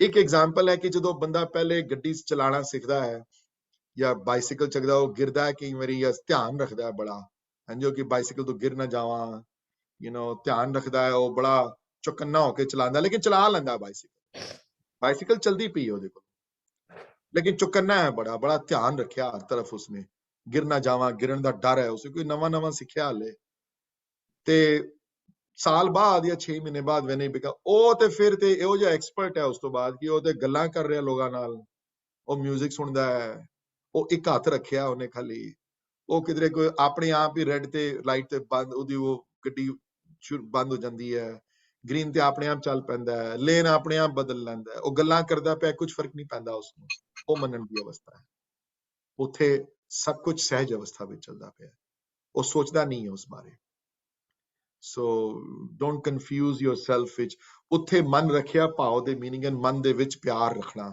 ਇੱਥੇ ਮਨ ਜਿਹੜਾ ਵਰਡ ਆਇਆ ਇਹ ਮੰਨਣ ਦੀ ਅਵਸਥਾ ਵਾਲਾ ਮਨ ਆਇਆ ਹੈ ਮਨ ਦੇ ਮੰਮੇ ਨੂੰ ਟਿੱਪੀ ਹੈ ਉੱਤੇ so two different things and but we'll talk about it more next week but briefly ਤੁਹਾਨੂੰ explain ਕੀਤਾ I think Narinder Vijay also wants to say something and Vijay please go ahead. There is two explanations for Swast Athvani Burma. Could you discuss the second one too? Yeah, so actually there are way more than two also Vijay. We'll discuss it next week discuss ਕਰ ਲਾਂਗੇ ਤੁਸੀਂ ਕਰ ਲਓ second ਵਾਲੀ ਤੁਸੀਂ ਸਮਝਾ ਦਿਓ second ਬੜੀਆਂ ਡਿਫਰੈਂਟ ਆਥਰਸ ਨੇ ਕਿਉਂਕਿ ਅੱਜ ਕੱਲ ਇੱਕ ਨਵਾਂ ਰਿਵਾਜ ਹੈ ਕਿ somehow ਅਸੀਂ ਮੈਂ ਬੜੇ ਫੋਰਮ ਤੇ ਵੀ ਮੈਂ ਦੇਖਿਆ ਸਾਡੇ ਅੰਦਰ ਬਹੁਤ ਇਨਸਿਕਿਉਰਿਟੀ ਹੈ ਬਹੁਤ ਜ਼ਿਆਦਾ ਤੇ ਇਨਸਿਕਿਉਰਿਟੀ ਹੋਣ ਦੇ ਕਾਰਨ ਕਿਧਰੇ ਵੀ ਕੋਈ ਗੱਲ ਕਹਿ ਦਿਓ ਹਿੰਦੂਇਜ਼ਮ ਦੇ ਨਾਲ ਜਾਂ ਕੋਈ ਉਹ ਜੀ ਗੱਲ ਕੋਈ ਕਹਿ ਦਿਓ ਤੇ ਬੰਦੇ ਬੜੇ ਇਨਸਿਕਿਉਰ ਹੋ ਜਾਂਦੇ ਨੇ ਕਿ ਉਹ ਅਸੀਂ ਹਿੰਦੂ ਨਹੀਂ ਹਾਂ ਜੀ ਅਸੀਂ ਫਲਾਣ ਨਹੀਂ ਹਾਂ ਅਸੀਂ ਨਹੀਂ ਇਹ ਗੱਲ ਕਰਦੇ ਅਸੀਂ ਇਸ ਚੀਜ਼ ਬਿਲੀਵ ਨਹੀਂ ਕਰਦੇ ਤਾਂ ਅੱਜ ਕੱਲ ਬੜੀਆਂ ਡਿਫਰੈਂਟ ਟ੍ਰਾਂਸਲੇਸ਼ਨ ਜਿਹੜੀਆਂ ਹਨ ਜਿਹੜੀਆਂ ਹਰ ਬਾਣੀ ਦੇ ਉੱਤੇ ਇੱਕ ਆਪਣਾ ਦੂਸਰਾ ਇੱਕ ਨਵਾਂ ਪਰਸਪੈਕਟਿਵ ਲੈ ਕੇ ਆਏ I don't have a problem with that that's fine ਆਪਣੇ ਆਪ ਨੂੰ ਕਦੀ ਬੰਦਾ ਇਨਸਿਕਿਉਰ ਕਦੀ ਫੀਲ ਨਾ ਕਰੇ we'll talk about that different meanings of that was not my major part of the discussion but I will discuss it I will give you some other viewpoints on this meaning though this is the most prevalent one that I gave you but there are some authors who explain it in a different way ਕਿਉਂਕਿ ਕਈ authors ਨਹੀਂ ਲੈਣਾ ਚਾਹੁੰਦੇ ਪੁਰਾਣਿਕ examples ਤੋਂ ਜਾਂ ਸਨਾਤਨੀ ਜਿਹੜੀਆਂ example ਜਿਹੜੀਆਂ ਹੈ ਉਹਨਾਂ ਐਗਜ਼ਾਮਪਲ ਤੋਂ ਦੂਰ ਰਹਿੰਦੇ ਨੇ ਲੋਕ ਸੋ ਉਹ ਫਿਰ ਆਪਣੇ ਪਰਸਪੈਕਟਿਵ ਦੇ ਥਰੂ ਇਹਨਾਂ ਨੂੰ ਸਮਝਾਇਆ ਉਹਨਾਂ ਨੇ but Viji if you want to go ahead and explain There's one of the explanations that I really think that Gurbani ਦੇ ਅਸੂਲਾਂ ਤੇ ਬਿਲਕੁਲ ਪੂਰੀ ਉਤਰਦੀ ਹੈ ਕਿ ਸਵਸਥ ਜਿਹੜਾ ਸਦਾ ਅਟਲ ਰਹਿਣ ਵਾਲਾ ਜਾਂ ਸਦਾ ਰਹਿਣ ਵਾਲਾ ਨਾ ਅਸਤ ਹੋਣ ਵਾਲਾ हे परमात्मा स्वस्थ तू स्वस्थ है आत is it's used for Srishti in some meaning आत बाणी ਨੂੰ ਕਿ ਬਾਣੀ परमात्मा ਦੀ ਬਾਣੀ ਜਿਸ ਤਰ੍ਹਾਂ ਕਿ ਸ਼ਕਤੀ ਹੈ ਬਾਣੀ ਜਿਸ ਤਰ੍ਹਾਂ ਏਕੋ ਕਵਾਓ ਕੀਤਾ ਪਸਾਓ ਏਕੋ ਕਵਾਓ ਬਾਣੀ ਨੂੰ ਸ਼ਕਤੀ ਮੰਨ ਕੇ ਤੇ ਕ੍ਰੀਏਟਰ परमात्मा ਨੂੰ ਮੰਨ ਕੇ ਤੂੰ ਆਪ ਹੀ ਬਣਾਉਣ ਵਾਲਾ ਹੈ ਤੂੰ ਆਪ ਹੀ ਸ਼ਕਤੀ ਹੈ ਮਤਲਬ ਤੂੰ ਆਪ ਹੀ ਨਾਮ ਹੈ ਤੇ ਆਪ ਹੀ ਸ੍ਰਿਸ਼ਟੀ ਹੈ that you are the creator, the creation and the creative power. So that perfectly fits within Gurbani's Asulan which puri aandi hai. So I'm just saying that is another explanation that I thought was and the source ਵੀ ਦੱਸ ਦਿਓ ਵੀਰ ਜੀ ਵੀ ਕਿੱਥੋਂ ਲਿੱਤਾ ਤੁਸੀਂ ਤਾਂ ਕਿ people can look it up. Actually I see that in ਜਿਹੜੀ Gurbani ਜਿਹੜੀ Gurbani app ਦੇ ਵਿੱਚ ਵੀ there is some mention of that but yeah Gurbani app ਵਾਲੀਆਂ ਜਿਹੜੀਆਂ I would not trust those as much as the bigger names and authors you know if you want to understand Japji ਵੀਰ ਜੀ my strong recommendation is to read somebody who is ਜਿਹੜੇ ਆਪ ਪਹੁੰਚੇ ਹੋਏ ਹਨ ਜਿਹੜੇ ਆਪ ਜਿਨ੍ਹਾਂ ਨੂੰ ਪ੍ਰਾਪਤੀ ਹੋਈ ਇਹਨਾਂ ਚੀਜ਼ਾਂ ਦੀ ਉਹਨਾਂ ਵਿੱਚੋਂ ਭਾਈ ਸਾਹਿਬ ਭਾਈ ਵੀਰ ਸਿੰਘ ਹੋਰੀ are number 1 in my list though Bhai Kahan Singh Nabha is number 1 number 2 ਭਾਈ ਜੋਤ ਸਿੰਘ ਦਾ ਟੀਕਾ I'm just telling you I would not attract myself too much on this English ਜਿਹੜੀਆਂ ਜਾਂ app ਦੇ ਉੱਤੇ ਜਿਹੜੀਆਂ unless those apps have borrowed the translations from a I think reputable source you know ਜਿਸ ਤਰ੍ਹਾਂ for example ਚਾਰ ਜਿਹੜੇ ਵੱਡੇ ਜਿਹੜੇ ਟੀਕੇ ਜਿਹੜੇ ਹਨ ਮੈਂ ਡਿਸਕਸ ਕਰਦੇ ਹਾਂ ਜਪਜੀ ਦੇ ਜਿਹੜੇ ਹਰ ਘਰ ਵਿੱਚ ਹੋਣੇ ਚਾਹੀਦੇ ਨੇ ਜੇ ਨਹੀਂ ਹਨ ਤੇ ਰੱਖੋ ਆਪਣੇ ਕੋਲ ਇੱਕ ਭਾਈ ਸਾਹਿਬ ਭਾਈ ਵੀਰ ਸਿੰਘ ਦਾ ਉਹ ਬੜੀ ਮਸ਼ਹੂਰ ਹੈ ਟ੍ਰਾਂਸਲੇਸ਼ਨ ਸੰਥਿਆ ਵਾਲੀ ਜਿਸ ਜੋ ਮੈਂ ਲਿੱਤਾ ਅੱਜ ਮੀਨਿੰਗ ਇੱਕ ਭਾਈ ਹਰਬੰਸ ਸਿੰਘ ਦਾ ਟੀਕਾ ਹੈ ਜਿਹੜੀਆਂ ਤੁਲਨਾਤਮਕ ਅਧਿਐਨ ਵਾਲਾ ਇੱਕ ਭਾਈ ਜੋਤ ਸਿੰਘ ਦਾ ਟੀਕਾ ਹੈ ਜਿਹੜਾ ਕਿ ਜਿਨ੍ਹਾਂ ਨੂੰ ਜਿਸ ਟੀਕੇ ਦੀ ਬੜੀ ਇੰਪੋਰਟੈਂਸ ਦਿੱਤੀ ਗਈ ਹੈ ਜਿਸ ਟੀਕੇ ਦੀ ਭਾਈ ਜੋਤ ਸਿੰਘ ਦੇ ਉਹ ਉਹਨਾਂ ਦਾ ਪੁਰਾਤਨ ਟੀਕਾ ਲਿਖਿਆ ਹੋਇਆ ਉਹਨਾਂ ਦਾ ਤੇ ਇੱਕ ਪ੍ਰੋਫੈਸਰ ਸਾਹਿਬ ਸਿੰਘ ਦਾ ਦਰਪਣ ਵਿੱਚੋਂ ਉਹ ਵੀ ਲੋਕ ਪੜ੍ਹਦੇ ਹਨ that is also very popular you know so ਇਹ 4-5 ਜਿਹੜੇ ਹਨ ਵੱਡੇ ਜਿਹੜੇ ਹਨ ਟੀਕੇ ਜਿਹੜੇ ਹਨ ਜਿਹੜੇ ਇਹ ਕਈ ਇਹਨਾਂ ਚੋਂ ਸਿੰਘ ਸਭਾਈ ਹਨ ਜਿਸ ਤਰ੍ਹਾਂ ਭਾਈ ਸਾਹਿਬ ਭਾਈ ਵੀਰ ਸਿੰਘ ਦਾ ਜਿਹੜਾ ਟੀਕਾ ਜਿਹੜਾ ਹੈ ਇਹ ਸਿੰਘ ਸਭਾਈ ਵਿਊ ਪੁਆਇੰਟ ਤੋਂ ਲਿਖਿਆ ਗਿਆ ਐਂਡ ਸੰਪਰਦਾਈ ਵਿਊ ਪੁਆਇੰਟ ਤੋਂ ਲਿਖਿਆ ਗਿਆ ਟੀਕੇ ਜਿਹੜੇ ਹਨ ਹੈ ਨਾ ਫਿਰ ਟੀਕੇ ਜਿਹੜੇ ਹਨ ਜਿਹੜੇ ਬਾਕੀ ਟੀਕੇ ਜਿਹੜੇ ਹਨ ਪਰ ਕਿੱਥੇ ਆਥਰਸ ਦਾ ਡਿਫਰੈਂਸ ਆਫ ਓਪੀਨੀਅਨ ਆ ਜਾਂਦਾ ਹੈ ਪਰ ਸਵਸਤ ਬਾਣੀ ਜਿਹੜੀ ਹੈ ਨਾ ਜਿਹੜੀ ਇਹ ਇੱਕ ਪੁਰਾਤਨ ਟਰਮ ਹੈ ਹਜ਼ਾਰਾਂ ਸਾਲ ਪਹਿਲੇ ਸਵਸਤ ਬਾਣੀ ਪੁਰਾਣਾ ਵਿੱਚ ਵੇਦਾਂ ਵਿੱਚ ਵਰਡ ਆਏ ਹਨ ਸਵਸਤ ਬਾਣੀ ਦੇ ਸਵਸਤ ਬਾਣੀ ਦੇ ਵਰਡ ਕੋਈ ਅੱਜ ਦੇ ਕੱਲ ਦੇ ਮੀਨਿੰਗ ਨਹੀਂ ਹੈ you know ਸਵਸਤ ਬਾਣੀ ਭਗਤਾਂ ਨੇ ਸਵਸਤ ਬਾਣੀ ਵਰਡ ਯੂਜ਼ ਪੁਰਾਤਨ ਟਾਈਮ ਤੋਂ ਕੀਤੇ ਹਨ ਸਵਸਤ ਬਾਣੀ ਬਟ ਹੁੰਦਾ ਕੀ ਹੈ ਕਿ ਸਾਡੇ ਵਿੱਚ ਹੁਣ ਇਹ ਮੀਨਿੰਗ ਜਿਹੜੇ ਕੱਢੇ ਜਿਹੜੇ ਵੀਰ ਜੀ ਨੇ ਪੜ੍ਹੇ ਜਿਹੜੇ ਮੀਨਿੰਗ ਹੁਣ right and you wrong and ਮੈਂ ਉੱਤੇ ਕਮੈਂਟ ਨਹੀਂ ਦੇਣੇ ਬਿਕਾਜ਼ ਮੈਨੂੰ ਪਤਾ ਨਹੀਂ ਇਹਦਾ ਅਲਟੀਮੇਟ ਆਥਰ ਕਿਹੜਾ ਹੈ ਐਂਡ ਕਿਉਂ ਮੈਂ ਕਹਾਂ ਰਾਈਟ ਔਰ ਰੋਂਗ ਹੈ ਬਾਣੀ ਦੇ ਇੱਕ ਅਥਾਹ ਮੀਨਿੰਗ ਹੈ ਬਾਣੀ ਦੇ ਇੱਕ ਤੋਂ ਜ਼ਿਆਦਾ ਮੀਨਿੰਗ ਹੋ ਸਕਦੇ ਮੈਂ ਕਿਉਂ ਕਿਸੇ ਨੂੰ ਕ੍ਰਿਟਿਸਾਈਜ਼ ਕਰਾਂ ਨਾ ਮੇਰੇ ਚ ਇੰਨੀ ਖਮਤਾ ਹੈ ਆਪੇ ਸੋਚਣ ਦੀ this was from SGGS ਦਰਪਣ ਇਹ ਦਰਪਣ ਤੋਂ ਆਏ ਹਨ ਸੋ ਦਰਪਣ ਦੇ ਜਿਹੜੇ ਲਿਖਾਰੀ ਜਿਹੜੇ ਹਨ ਜਿਹੜੇ ਪ੍ਰੋਫੈਸਰ ਸਾਹਿਬ ਸਿੰਘ ਉਹ ਜਨਰਲੀ ਉਹਨਾਂ ਦੀ ਜਿਹੜੀ ਮੀਨਿੰਗ ਜਿਹੜੇ ਹਨ ਉਹ ਜਨਰਲੀ ਸਪੀਕਿੰਗ ਲੇਕਿਨ ਆਪ ਹਿੰਦੂ ਮਤ ਵਿੱਚ ਪੈਦਾ ਹੋਏ ਵੱਡੇ ਹੋਏ ਐਂਡ ਐਵਰੀਥਿੰਗ ਉਹਨਾਂ ਦੀ ਮੀਨਿੰਗ ਜਨਰਲੀ ਦੇਖੋਗੇ ਤੇ ਉਹ ਮੋਰ they will be more stressing they will be more away from the original ਪੁਰਾਣੀ concept ਤੋਂ ਅਲੱਗ ਜਾਂਦੇ ਨੇ ਉਹਨਾਂ ਦੇ ਮੀਨਿੰਗ ਜਿਹੜੇ ਹਨ more in a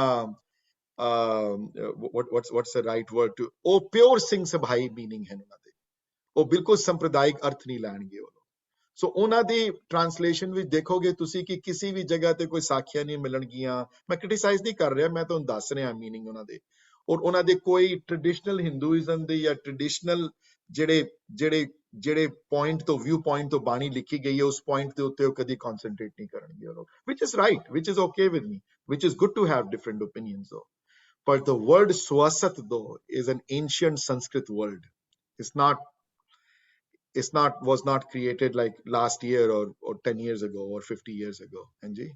So ਬਾਣੀ ਤੁਸੀਂ ਪੜੋ ਜ਼ਰੂਰ translation. ਮੇਰੇ favorite author ਭਾਈ ਸਾਹਿਬ ਹਨ ਮੇਰੇ ਵਾਸਤੇ, ਕਿਉਂਕਿ ਉਹਨਾਂ ਨੇ ਖਾਲੀ ਬਾਣੀ ਦੀ ਟ੍ਰਾਂਸਲੇਸ਼ਨ ਲਿਖੀ ਨਹੀਂ ਸੰਥਿਆ ਵਿੱਚ, ਉਹਨਾਂ ਨੇ ਕਮਾਈ ਹੈ ਇਸ ਚੀਜ਼ ਨੂੰ, ਉਹਨਾਂ ਨੇ ਕਮਾਇਆ ਹੈ, ਉਹਨਾਂ ਨੇ ਉਸ ਚੀਜ਼ ਨੂੰ ਕਮਾ ਕੇ ਰੱਖਿਆ ਹੈ ਅੱਗੇ, ਯੂ نو. ਸੋ ਠੀਕ ਹੈ, ਬਾਕੀ ਆਥਰ ਆਪਣੀ ਜਗ੍ਹਾ ਹਨ, ਉਹ ਆਪਣੀ ਜਗ੍ਹਾ ਹਨ, ਇਹ ਬ੍ਰਹਮ ਗਿਆਨੀ ਸਨ, ਇਹ ਇਹਨਾਂ ਦੀ ਲਿਖਣ ਦਾ। ਭਾਈ ਜੋਤ ਸਿੰਘ ਇਹਨਾਂ ਦੀ ਵੀ ਜਿਹੜੀ ਟ੍ਰਾਂਸਲੇਸ਼ਨ ਦੇਖੋਗੇ ਉਹ ਵੀ ਸਿਮਿਲਰ ਹੋਏਗੀ ਇਹਨਾਂ ਦੇ ਨਾਲ। ਬਾਕੀ ਕੋਈ ਰਾਈਟ ਤੇ ਕੋਈ ਰੋਂਗ ਨਹੀਂ ਹੈ, ਸਾਰੇ ਰਾਈਟ ਹਨ ਮੇਰੇ ਹਿਸਾਬ ਦੇ ਨਾਲ, ਕਿਸੇ ਦੀ ਕ੍ਰਿਟਿਸਿਜ਼ਮ ਨਹੀਂ ਹੈ, ਕਿਉਂਕਿ ਇਹਦੇ ਮੀਨਿੰਗ ਕੌਣ ਕੱਢ ਸਕਦਾ ਹੈ? ਅਥਾਹ ਹੈ ਬਾਣੀ, ਆਪਣੇ ਜਿਸ ਪ੍ਰਮਾਤਮਾ ਨੇ ਜਿਸ ਤਰ੍ਹਾਂ ਸ਼ਕਤੀ ਦਿੱਤੀ ਹੈ ਸਾਰਿਆਂ ਨੂੰ, ਉਸ ਹਿਸਾਬ ਦੇ ਨਾਲ ਸਭ ਨੇ ਆਪਣੀ ਟ੍ਰਾਂਸਲੇਸ਼ਨ ਕੀਤੀ ਹੈ। ਸੋ ਜੋ ਵੀਰ ਜੀ ਨੇ ਲਿਖਿਆ ਹੈ, ਜੋ ਦਰਪਣ ਚੋਂ ਪੜ੍ਹਿਆ ਹੈ, ਉਹਦੇ ਵੀ ਮੀਨਿੰਗ ਵੀ ਠੀਕ ਹੈ, ਉਹ ਵੀ ਠੀਕ ਹੈ, ਉਹਦੀ ਕੋਈ ਕ੍ਰਿਟਿਸਿਜ਼ਮ ਨਹੀਂ। Anybody else wants to say something? It's time to end the class now. ਵੀਰ ਜੀ ਸੌਰੀ, ਮਗਰ ਉਹ ਜਿਹੜੀ 4th ਪੌੜੀ ਦੀ ਲਾਸਟ ਲਾਈਨ ਸਾਡੀ ਲਾਸਟ ਟਾਈਮ ਵੀ ਰਹਿ ਗਈ ਸੀ, ਉਹ ਅਗਲੀ ਵਾਰੀ ਜ਼ਰੂਰ ਦੱਸਦੇ ਅਜੇ। ਨਾਨਕ ਐਵੇਂ ਜਾਣੀਏ ਸਭ ਆਪੇ ਸੱਚਿਆਰ। ਉਹਦੇ ਮੀਨਿੰਗ ਤੁਸੀਂ ਹੁਣ ਆਪੇ ਉਹ ਤੇ ਫਿਰ ਸੱਚਾਰ ਹੋ ਜਾਓ ਤੇ ਮੀਨਿੰਗ ਖੋਜ ਲਓ ਉਹਦੇ। ਫਿਰ ਉਹ ਤੇ ਉਹਨਾਂ ਵਾਸਤੇ ਲਿਖਿਆ ਜਿਨ੍ਹਾਂ ਨੂੰ ਮਿਲ ਗਿਆ, ਉਹ ਸੱਚਾਰ ਹੋ ਗਿਆ। ਹੁਣ ਮੈਂ ਕੀ ਮੀਨਿੰਗ ਦੱਸਾਂ ਉਹਦੇ? ਵੀਰ ਜੀ ਤੁਸੀਂ ਕੁਝ ਕਹਿਣਾ ਚਾਹੁੰਦੇ ਹੋ? Please go ahead.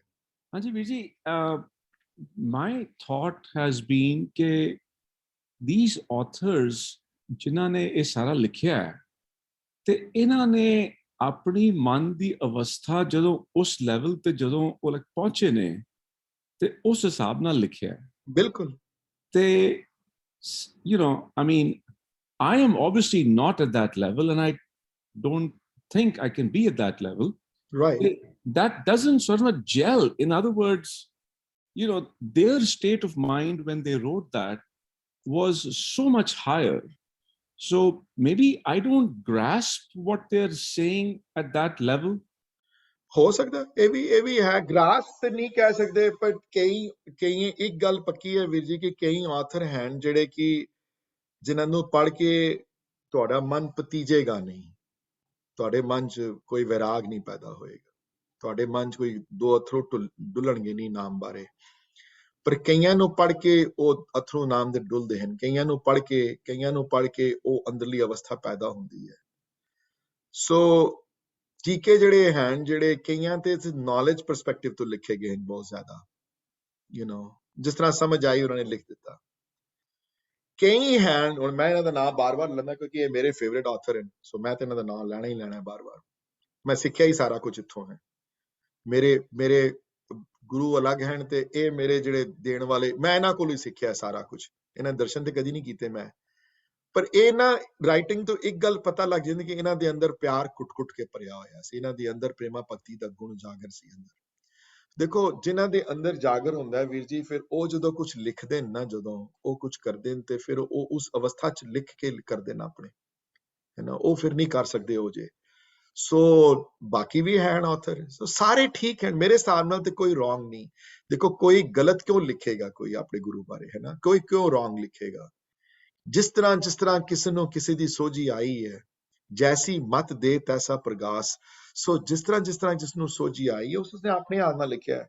ਵੀਰ ਜੀ ਨੇ ਜੋ ਟ੍ਰਾਂਸਲੇਸ਼ਨ ਪੜ੍ਹ ਕੇ ਸੁਣਾਈ ਹੈ ਪ੍ਰੋਫੈਸਰ ਸਾਹਿਬ ਸਿੰਘ ਦੀ, ਉਹ ਬਿਲਕੁਲ ਠੀਕ ਹੈ, ਉਹਨਾਂ ਦੇ ਹਿਸਾਬ ਨਾਲ ਠੀਕ ਹੈ, is nothing wrong with that at all. Bhai Sahib the translation ਉਹਨਾਂ ਦੀ ਮੋਰ ਟ੍ਰੈਡੀਸ਼ਨਲ ਹੈ, ਜਿਹੜੀ ਥਾਟ ਪ੍ਰੋਸੈਸ ਜਿਹੜੀ ਹੈ। ਇਨਸਿਕਿਉਰਿਟੀ ਘੱਟ ਸੀ ਉਸ ਵੇਲੇ ਉਹਨਾਂ 'ਚ ਇਨਸਿਕਿਉਰਿਟੀ, ਇਹਨਾਂ 'ਚ ਇਨਸਿਕਿਉਰਿਟੀ ਬਿਲਕੁਲ ਨਹੀਂ ਹੈ।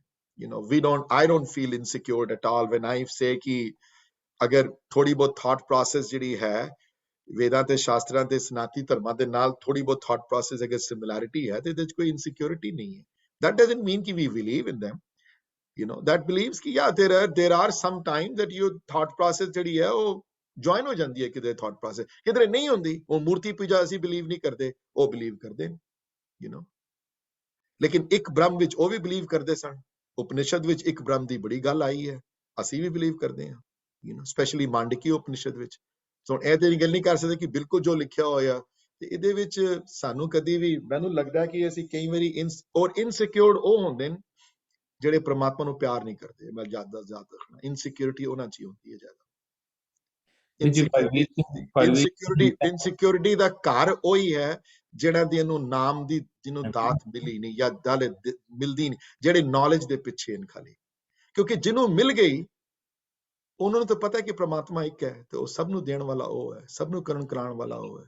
ਉਹ ਆਸਾ ਦੀ ਆਵਾਜ਼ ਲਾਈਨ 'ਚ ਕਮਲ ਜੀ ਲਾਸਟ ਟਾਈਮ ਵੀ ਅਸੀਂ ਡਿਸਕਸ ਕੀਤਾ ਸੀ ਨਾ ਕਿ ਜਿਸ ਨਾ ਹੀ ਸੋਚ ਹੁਣ ਕੱਢੀਏ ਸਭ ਕੋ ਆਖੇ ਆਪਣਾ, ਆਏ ਨਾ ਵਰਡ ਆਸਾ ਦੀ ਆਵਾਜ਼ 'ਚ ਆਏ ਵਰਡ ਹੈ, ਸਭ ਕੋ ਆਖੇ ਆਪਣਾ ਜਿਸ ਨਾ ਹੀ ਸੋਚ ਹੁਣ ਕੱਢੀਏ।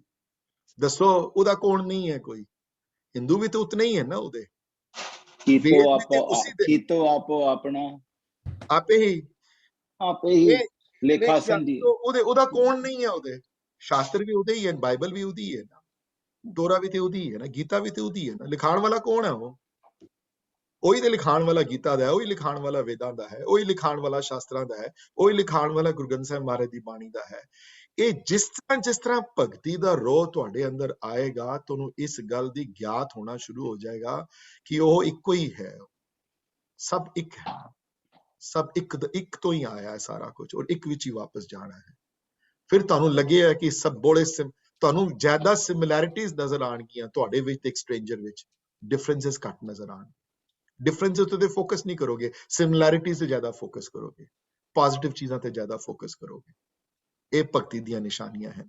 ਹਾਂਜੀ, somebody a last question ਹੈ ਵੀਰ ਜੀ ਦਾ, ਉਸ ਤੋਂ ਬਾਅਦ just one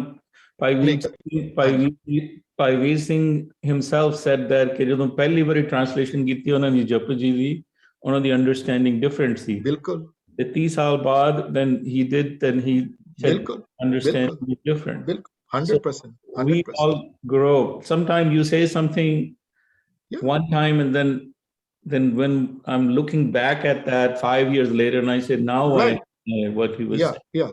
But let me make one small amendment to what Virji said. Make एक change ਰੱਖ ਜੋ ਵੀਰ ਜੀ ਨੇ ਕਿਹਾ ਹੈ। ਉਹਨਾਂ ਦਾ ਮਨ ਨਹੀਂ ਬਦਲਿਆ, ਉਹਨਾਂ ਦੀ ਸੁਰਤ ਬਦਲ ਗਈ ਹੈ। ਉਹਨਾਂ ਦਾ ਮਨ ਚੇਂਜ ਨਹੀਂ ਹੋਇਆ। ਉਹਨਾਂ ਨੇ ਆਪਣਾ ਥਾਟ ਪ੍ਰੋਸੈਸ ਨਹੀਂ ਕਿ ਮੇਰਾ ਥਾਟ ਪ੍ਰੋਸੈਸ ਬਦਲ ਗਿਆ, ਪਹਿਲੇ ਇਹ ਸੋਚਿਆ ਸੀ ਹੁਣ ਇਹ ਸੋਚ ਰਿਹਾ, ਉਹ ਨਹੀਂ। ਉਹਨਾਂ ਦੀ ਸੁਰਤ ਹਾਇਰ ਲੈਵਲ ਆਫ ਕੌਨਸ਼ੀਅਸਨੈਸ ਹੋ ਗਈ ਹੈ ਕਿਉਂਕਿ ਪ੍ਰਮਾਤਮਾ ਨਾਲ ਜੁੜ ਗਏ ਹੋ। ਜ਼ਿਆਦਾ ਜੁੜਨ ਦੇ ਨਾਲ ਜਿਹੜੀ ਕੌਨਸ਼ੀਅਸਨੈਸ ਜਿਹੜੀ ਹੈ, ਉਹ ਸੁਰਤ ਜਿਹੜੀ ਹੈ, ਉਹ ਹਾਇਰ ਲੈਵਲ ਤੇ ਆ ਗਈ ਹੈ। ਉਸ ਹਾਇਰ ਲੈਵਲ ਵਾਲੀ ਸੁਰਤ ਵਿੱਚ ਜਿਹੜੇ ਪ੍ਰਮਾਤਮਾ ਨੇ ਦਿੱਤੀ ਹੈ, ਉਹਦੇ ਵਿੱਚ ਉਹਨਾਂ ਨੂੰ ਨਵਾਂ ਚਾਨਣਾ ਨਜ਼ਰ ਆਇਆ। ਉਹਨਾਂ ਨੇ ਆਪਣਾ ਮਾਈਂਡ ਚੇਂਜ ਨਹੀਂ ਕੀਤਾ। This is only change I want to make sure Veer understands that too. ਉਹਨਾਂ ਨੇ ਇਹ ਨਹੀਂ ਕਿਹਾ ਕਿ ਉਹ ਮੈਂ ਸੋਚਦਾ ਸੀ ਹੁਣ ਮੈਂ ਸੋਚ, ਨਹੀਂ, ਉਂਝ ਨਹੀਂ ਹੈ।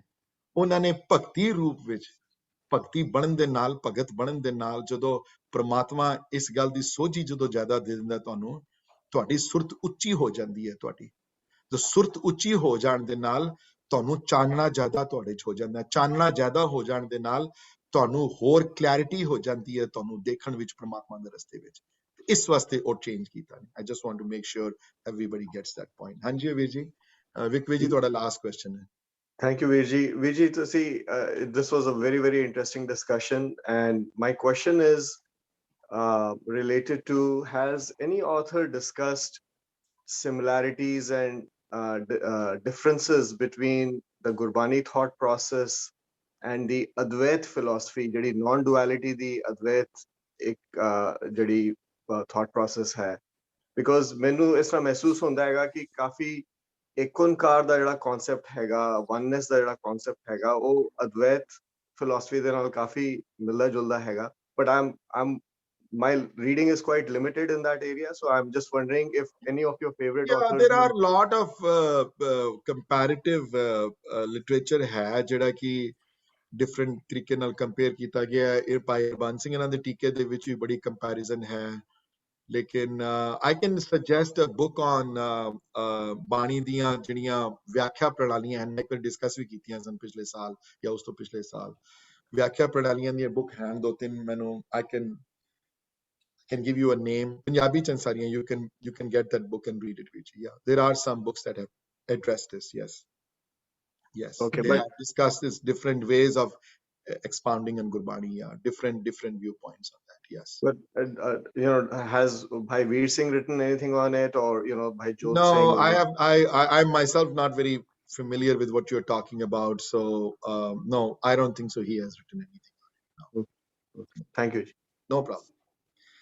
Anji, I'm going to say goodbye now, ji. Sorry. So focus उत्थे ना रखियो कि कौन right है ते कौन wrong है. सारे right हैं. पर फोकस उत्थे रखियो कि मेरे अंदर परमात्मा मिलन दी आस वधी कि नहीं वधी. ਉਹਦੇ ਉੱਤੇ ਕੋਈ किंतु परंतु नहीं है. हाँ जी.